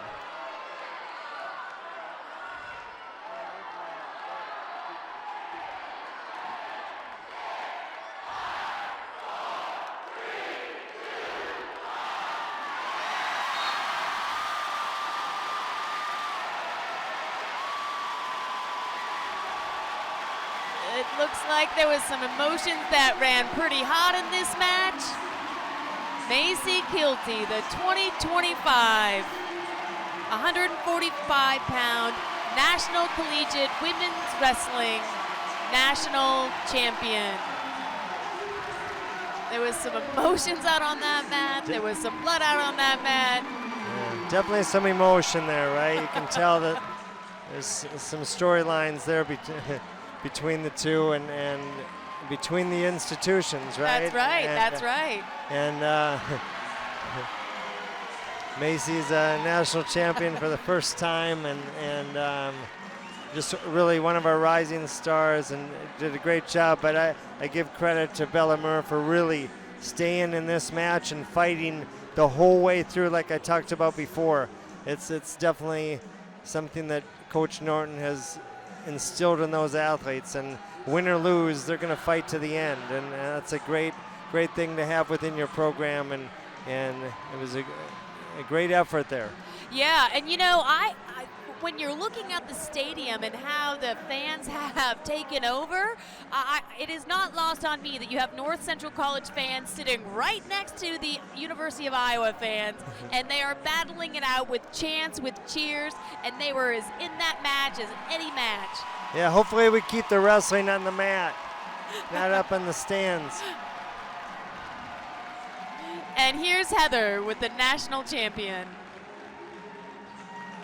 Such a physical match. How do you keep yourself composed? I mean, I don't like getting in fights. It's supposed to be a controlled wrestling match, and my actions will take care of what I want to say up there, so. Let's talk about this crowd. How do they is this happen all the time? How do they keep you pumped in the middle of such an intense match like that? Those are my teammates. We work hard in the wrestling room. We grind together. Yeah, I'm called to call them my teammates. Who's your biggest supporter in this sport? Biggest supporter? My parents. They're here all the time. They're at all my competitions. They're here today. My brothers are busy too with football, and hey, they always make time for me, so love them. Congratulations. We're gonna kick it back to awards.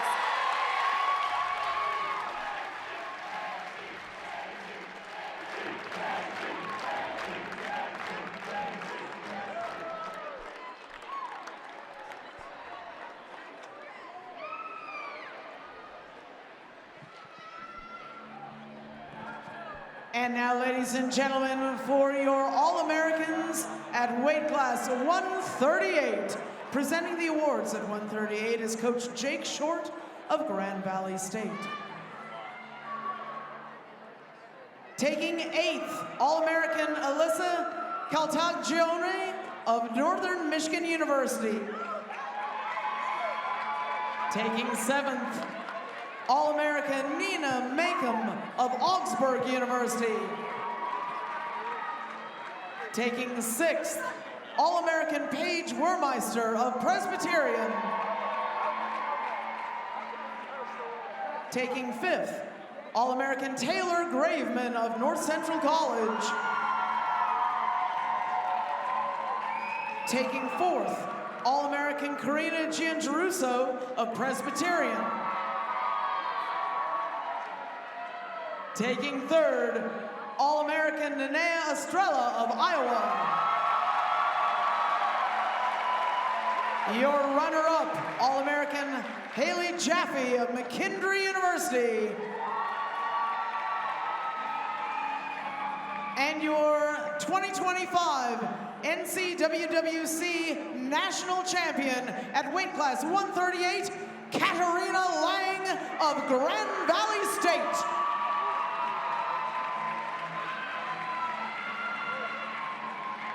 Ladies and gentlemen, your All-Americans at weight class 138.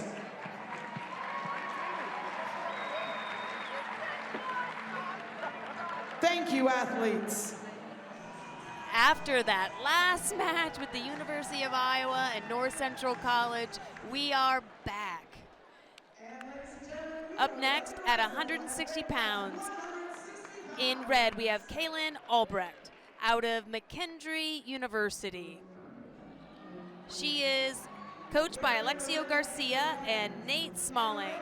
Her record is 9-1 this season. She's a Region 6 champion.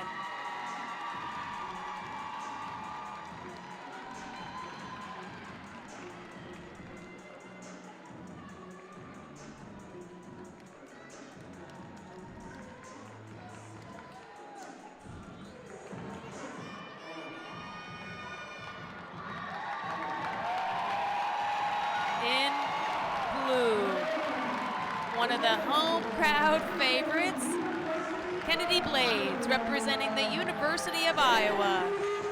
She's a junior, coached by Clarissa Chun, Gary Mayab, and Tanya Verbeek.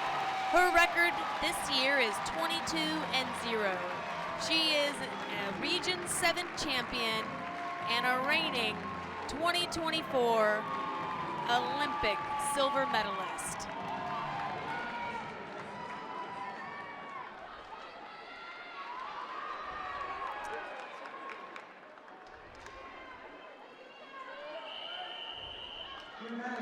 sometimes when you watch people sell, you know you're watching greatness.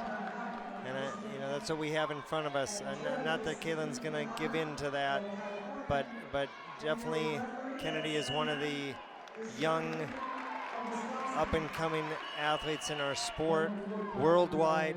She's won a 2021 U20 World Gold, U20 World Bronze, and a U23 World Silver. Definitely respected around the world for her wrestling ability. And she's respected around the world because we're wrestling freestyle. That is the Olympic style of wrestling, and we're wrestling that in college here in the United States. And it was an intentional decision so that we could have a pipeline of consistency for our athletes through the grassroots to the high school to the college to the Olympic level, and give them opportunities. Yeah, and give them a real chance, right? To have a real chance to have international success at a younger and younger age, not making our athletes go back and forth. And I think it's a great thing for our youth to be able to have that kind of plan going forward. Nice single leg by Kennedy. Drove through it. Both wrestlers are really usually both wide open wrestlers. They awarded Kennedy 2 points for that. She was able to get the takedown and keep her feet in bounds. Both of them are very athletic athletes. Got a lot of leverage, got a lot of flexibility in there, and then just some real strength, right? Some real explosive power.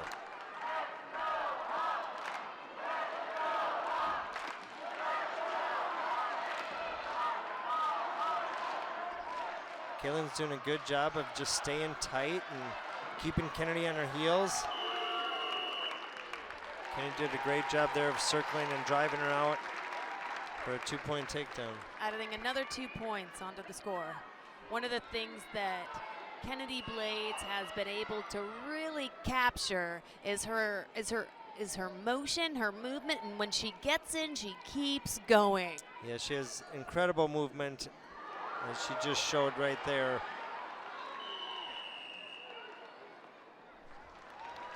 Got 1 for that. If Kaylin's going to have a chance in this match, she's got to get into her and try to tie Kennedy's motion up and slow her down. What Kennedy's doing there is Kaylin's reaching up for the collar tie, and she's just passing it by, shucking it by, and getting, I talked about in an earlier match, not always going under, but going around people. And that's what Kennedy's doing a great job here of when Kaylin's tying her, just shucking that on and running around her instead of going underneath of her. Kennedy got 1 point. They said that she stepped out. Clarissa Chun, the head coach for the University of Iowa, threw in the brick to consider challenging it, but the coaching staff decided no, they weren't going to do that. So here's Kennedy Blades back in on another takedown, and it looks like 2. Nice double leg takedown. And Kennedy, you can tell she wants to figure out, can I bring her back inbounds? Yeah.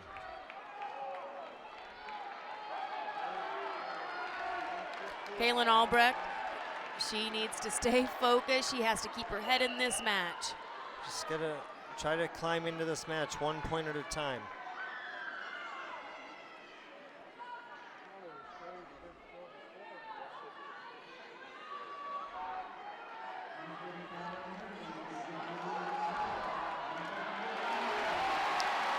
Kennedy did a great job of just continuing to wrestle. She hit a nice single leg.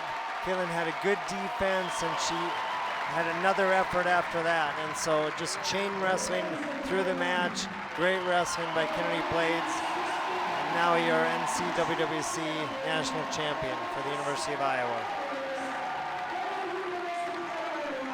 Congratulations to Kennedy, congratulations to Coach Chun and the coaching staff at the University of Iowa.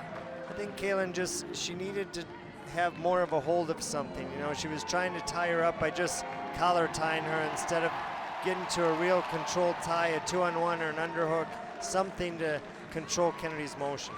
Yeah, and Kennedy is so fluid that once she was able to spot and feel an opening, she would capitalize on it, and she would get in on a leg, and she wouldn't stop until they either went out of bounds or she got her takedown. Yeah, no, she is so fluid and so elusive and very hard to get a hold of, and you know, again, she's learned how to wrestle with her body, right? We talked about it earlier, using her attributes for her instead of looking at, I want to be bigger and stronger and this and that. She's learned how to use her movement and flexibility to her advantage. That's right. She's a Region 7 champion, Olympic silver medalist, and here's Heather with the national champion. How does it feel to be a role model to a lot of these young girls here? Yeah, it's honestly really crazy, you know. I'm not that far from age, so I still don't think that I'm just like, I don't know. I try to be the best person I can, but it's still just really shocking. I just remember looking up to Helen Maroulis and Jordan Burroughs like it was yesterday. And so just being a person like that just makes me so happy. What advice do you give some of these young female wrestlers just starting out? Yeah, honestly, a huge part of my plan was God's plan. You know, I don't really know what's going on half the time, and sometimes there's a lot of ups and downs, but honestly, trusting God and just keep working hard, girls, because the opportunities that I've had, I hope you girls have better and more opportunities like that. I mean, it's so exciting. We have NCAA championships next year, and so it just shows how much the sport came. Let's talk about your sister and her support to get you here. Let's talk about her a little bit. Yeah, I know. I love my sister, Corina. She's only 10 months younger than me, so we're super close. And, you know, without her, I definitely wouldn't be here. You know, I've had so many lows, and just her helping me. You know, we've been at the low together, but just having each other, you know, we made each other so much stronger. Congratulations. We're going to kick it to podium.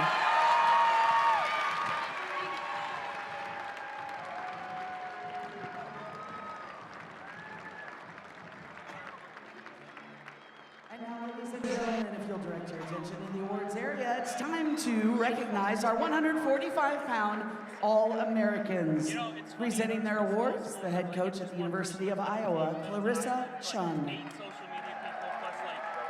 In 8th place at 145 pounds from North Central College, All-American Sydney Perry. In 7th place from McKendree University, All-American Savannah Gomez.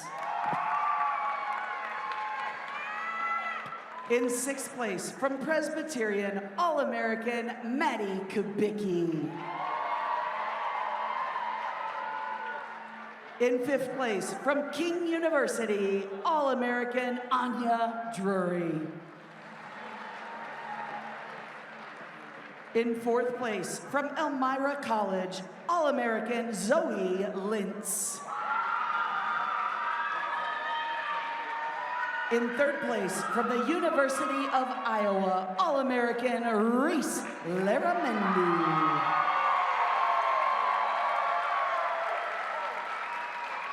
Your runner-up at 145 pounds from North Central College, All-American Bella Meir. And your 145-pound national champion from the University of Iowa, Macy Kilty.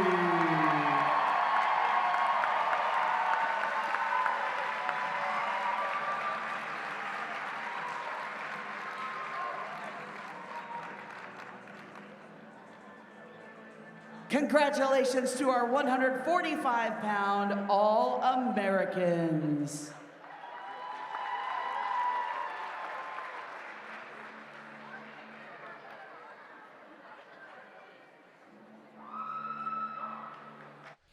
This has been a tremendous event, the 2025 NCWWC. Here at the Extreme Arena, we have a fan fest. There's over 12 vendors. We have over 20 sponsors from 20 different sectors of business and life who have joined hands to make this event possible. And up next, we have in red Kylie Welker, representing the University of Iowa. She is coached by Clarissa Chun, Gary Mayab, and Tanya Verbeek. Her season score is 26 wins and 0 losses. She's a Region 7 champion. She took first last year at the National Championships and is a U23 World Champion.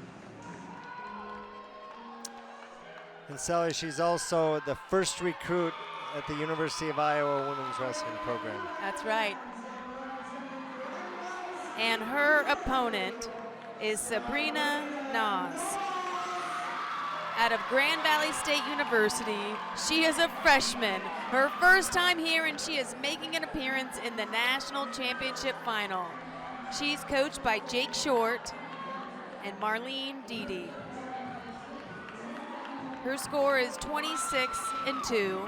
Her season record is 26-2, and she is the Region 5 champion. And what a great pickup for Coach Short. Homegrown Michigan girl, won 5 Fargo titles during her high school career, and now she has a place to wrestle at home. Kylie Welker off to a intense start. 2-point takedown, 2-point turn. Looking to see if she can get that leg lace. She's really close. Let's see if the refs are going to give her, the officials are going to give her enough time. She makes an attempt, doesn't get it. They call him back up.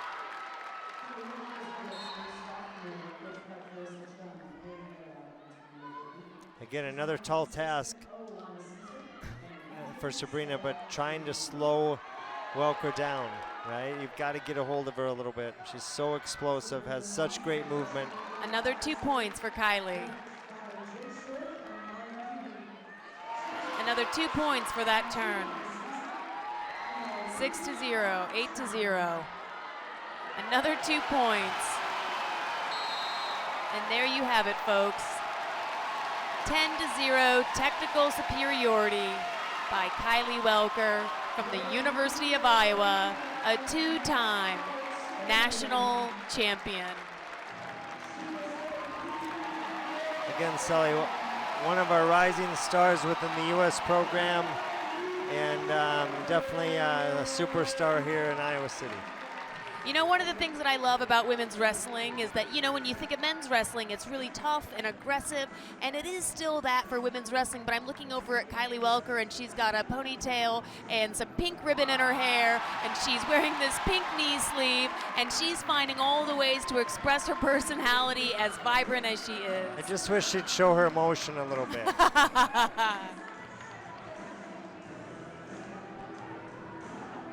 A great role model for our youth, and just a great champion, a great human being. Well, that's 3 champions in a row for the University of Iowa. We knew they had that towards the end of their lineup, and they have a chance for one more in the next match.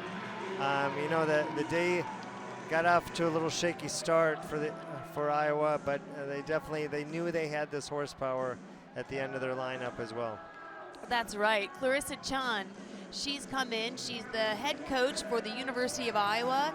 It's the first Power 5 school that has a varsity women's wrestling program, and they have been able to absolutely understand the language of women's wrestling and recruit some top talent, and it's showing in this lineup. Yeah. And here we have, and with Heather to the national champion. Kylie Welker, you're the 3rd champ for Iowa tonight. And you're no stranger to a national stage. How do you keep yourself so composed during matches? I mean, you have to treat every match the same. It's the same circle, it's the same mat, so when I step out there, I just want to treat every match the same. So once you do it enough times, it gets a little easier. Tell me a little bit about the culture in the Iowa wrestling room. There's nothing better than the Iowa culture here. My teammates, they're my family. You know, we always say that we have each other's backs, but we also got the fronts too, and there's nothing I wouldn't do for them, so. Now, you're a role model to many, but who's your role model? I mean, I'd say my coaches, Clarissa Chun and Tanya Verbeek and Gary, you know, they've been developing me the last 3 years, and Tanya especially, she's taken me under her wing a ton, and I couldn't be more blessed and grateful for her leadership and her mentorship towards me. Congratulations on your national championship. I'm gonna pass it to awards.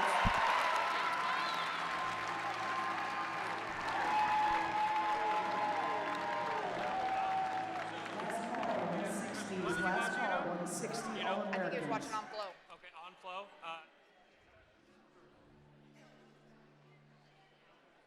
He said if it's back, it's fine.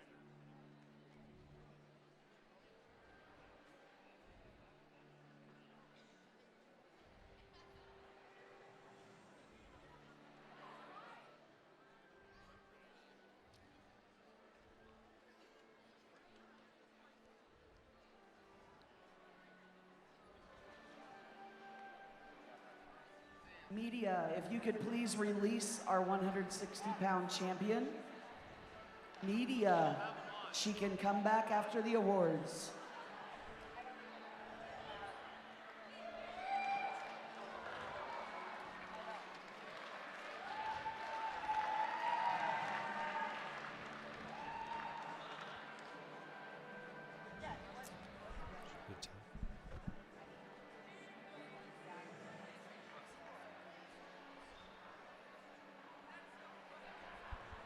They do.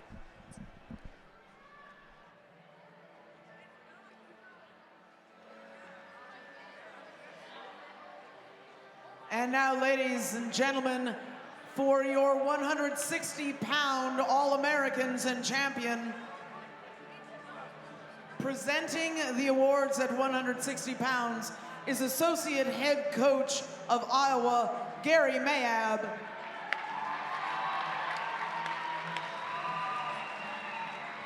Taking 8th, All-American Tiara Jimerson of North Central College. Taking 7th, All-American Alexandra Hoffrichter of Dubuque. Taking 6th, All-American May Kuehler of Presbyterian. Taking 5th, All-American Eleni Johnson of Grand Valley State. Taking 4th, All-American Nyla Burgess of Gannon University. Taking 3rd, All-American Tiffany Boblitz of East Stroudsburg University. Your runner-up, All-American Kaylin Albrecht of McKendree University. And your 2025 NCWWC champion at weight class 160, Kennedy Blades of Iowa.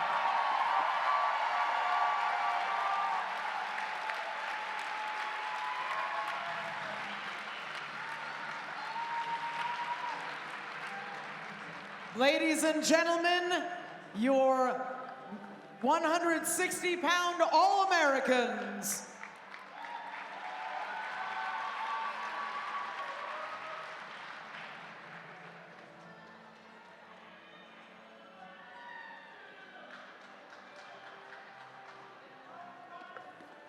Congratulations, athletes, and we thank you. We are back at the 2025 National Collegiate Women's Wrestling Championships here at the Extreme Arena in Coralville, Iowa. Our last match of the evening.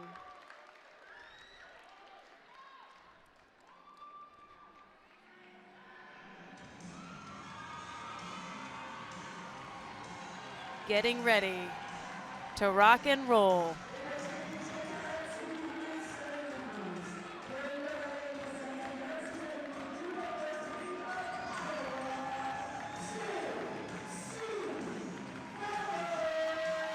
At a 207 pounds in the red is J.C. Fowler out of the University of Iowa. She's had a great season. She's a senior, getting coached by Clarissa Chun, Gary Mayab, and Tanya Verbeek. Her record is 26-2, and she took second last year. Out of the blue corner, we have Tristan Kelly. She wrestles for McKendree University. She's a junior, getting coached by Alexio Garcia, Nate Smalling, and Jordan. Her record is 13-1. She's a Region 6 champion. 2024, she took third, and in 2021, she took third, and that was at Colorado Mesa.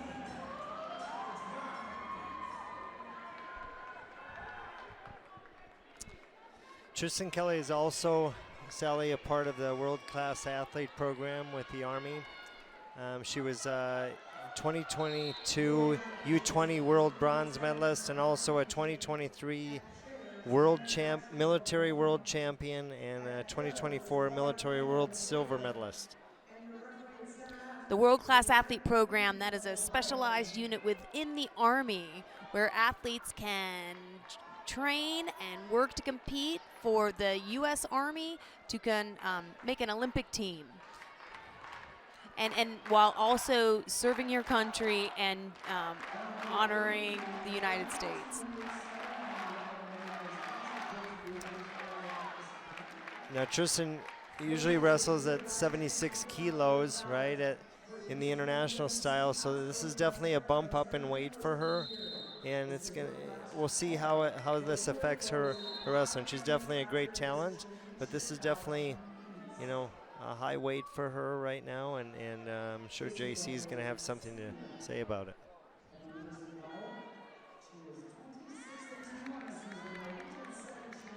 A lot of hand fighting here, looking for some controlled ties. Tristan has a 2-on-1 right now, trying to get JC moving with that, get some angles with it. Nice motion there by Tristan. And she turns it into a gut wrench.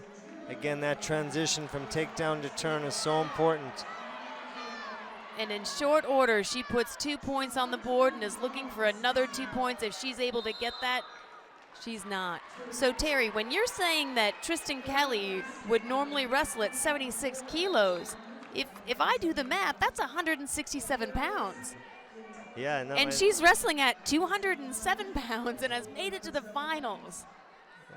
Well, I think it's where that, you know, she fit in to McKendree's lineup and where they thought it could help their team the best, and she was willing to go up. I'm sure she's a little bit heavier than that now, but come, you know, women's national time where we make our U20 and U23 or U23 world teams and then our senior teams, when we start that trial process in late April and May, you know, she'll be down to 76 kilos.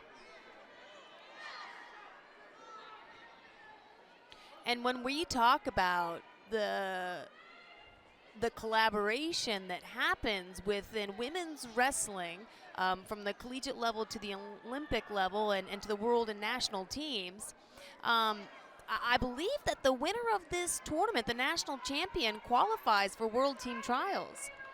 They do, Sally. And the only way that doesn't happen is if we have a medalist that stays at the same weight, a medalist from 2024, at either from the Olympic Games or the World Championships in 2024, if they choose to stay at the same weight, then we will have our final trial is called the Final X.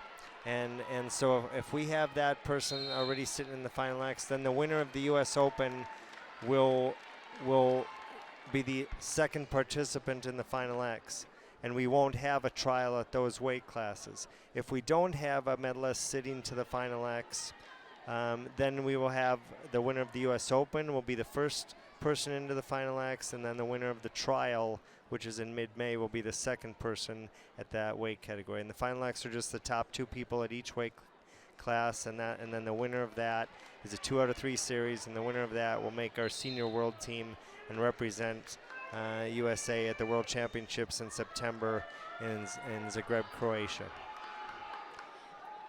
There is a lot of opportunities for the girls and women who want to wrestle in the United States, but also there are a handful of international athletes that are now wrestling here in NCAA at various programs, because this sport is for anyone. Well, and the great thing is you know, we realize as USA Wrestling organization that and a national staff that a lot of our talent is sitting within our college programs, right? And so really I have to give so much thanks to our college coaches and for what they do on a daily basis, preparing these athletes. And you know, it's just important that we stay united, you know, and what that focus areas we're working on and how we're working with our athletes, the periodization and the planning and the training, you know, to stay on some kind of plan that makes sense for the best long-term development of the athletes. And you know, it's gonna, these college programs and having the NCWWC championships and next year the NCAA championships, that's what's going to drive us to the top of the sport of women's wrestling in the world. Yeah, and not to mention increasing the fan base. I mean, we've got a pretty healthy crowd that's here today at the Extreme Arena. We've got J.C. Fowler in the finals representing the University of Iowa. The fans have stayed all the way through to the very last match because we've got an Iowa girl in the final, and she's wrestling Tristan Kelly, who is holding her own. Yeah, it's a great match. I mean, you know, Kelly came out and scored early, but you know, JC's doing a good job of neutralizing that. Now she just has to find something to get something going on her own, and it's a hard hand fight right now. And again, she doesn't have to go under her, but can she go around her? Can she get some lateral motion going? Can she get her snapped and bring her underneath of her? We've got 1 minute to find out. But right now, the onus is on JC to score points. At this point, if it ends right now, Tristan's won this match. One of the things that I love about the sport of wrestling are the weight classes. And here we have 207 pounds being represented. And these athletes have so much power in their thighs and in their physiques. And it really showcases that this sport is for anyone, and there is a space for you on the wrestling mat. For sure. 20 seconds left.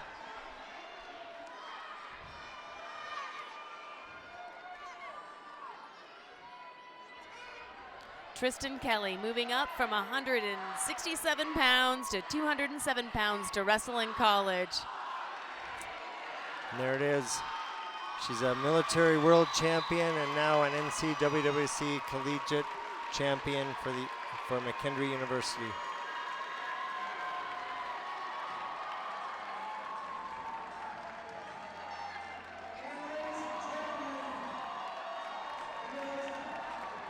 Congratulations to Tristan Kelly, who comes from Colorado, is part of the Army's world-class athlete program, has made a commitment to defend the Constitution against enemies both foreign and domestic, and is wrestling, earned her first national championship title, and is on her way to becoming one of those leaders that our nation needs to serve at the front.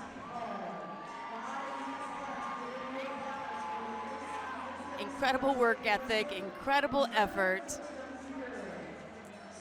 Yeah, it's been a long road. You know, she went through some injuries. You know, she transferred schools, and just a hard time, right? But again, I think the thing that this sport does so well is it teaches us how to deal with adversity, right? And that are going to serve them well beyond the wrestling mat. That's right. And here we are, Heather with the national champion. Champion. Tell me, paint a picture for me. How does it feel to show your talent on that big mat? I'm really excited to just go out there and feel free, like have no pressure on me and just perform and do what I do best. Tell me, what's next for you? What's the next big tournament that we're gonna see you in? I have U23 Nationals in Spokane on the 6th of April. who's been some of your biggest supporters who've gotten you here today? Yeah, my family and my team at the World Class Athlete Program, as well as McKendree, they've supported me tremendously, and I thank all of them for everything that they've done. Congratulations on your national championship. We're going to kick it to podium.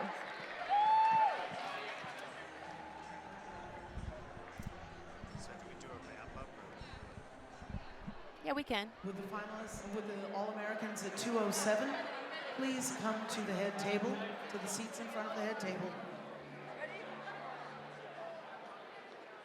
And now, ladies and gentlemen, your All-Americans at 180 pounds. Awards are presented by assistant coach at the University of Iowa, Tanya Verbeek.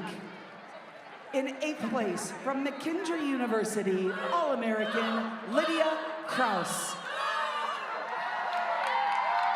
In 7th place, from Sacred Heart University, All-American, Madison Sandquist. In 6th place, from Lock Haven University, All-American, Azariah Moore. In 5th place, from North Central College, All-American, Britton Corbishley. In 4th place, from North Central College, All-American, Shanita Lawson. In 3rd place, from the University of Iowa, All-American, Naomi Simon. Your runner-up at 180 pounds from Grand Valley State University, Sabrina Noss. And your 180-pound national champion from the University of Iowa, Kylie Welker.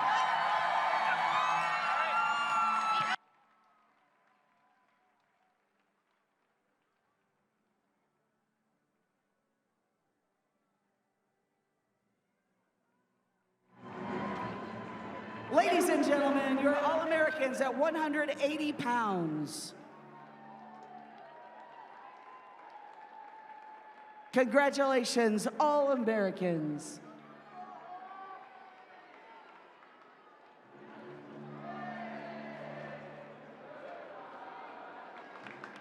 Taking 7th, All-American Esther Peters of Chadron. Taking 6th, All-American Maria Iono of Presbyterian. Taking 5th, All-American Trey Haynes of North Central College. Taking 4th, All-American Olivia White of Iowa. Taking 3rd, All-American Sarah Lake of Lindenwood University.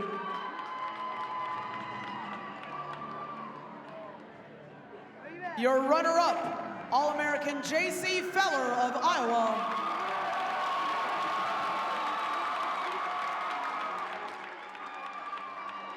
And your 2025 NCWWC champion at weight class 207, Tristan Kelly of McKendree University.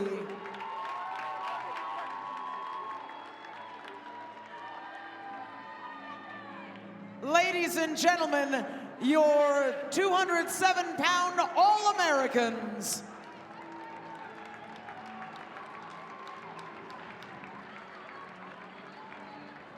Congratulations and thank you, athletes. Terry, one of the things that you mentioned was how it took a lot of people working together, a lot of groups, a lot of collaboration to make women's wrestling to the NCAA to become a championship sport. And that came from the college.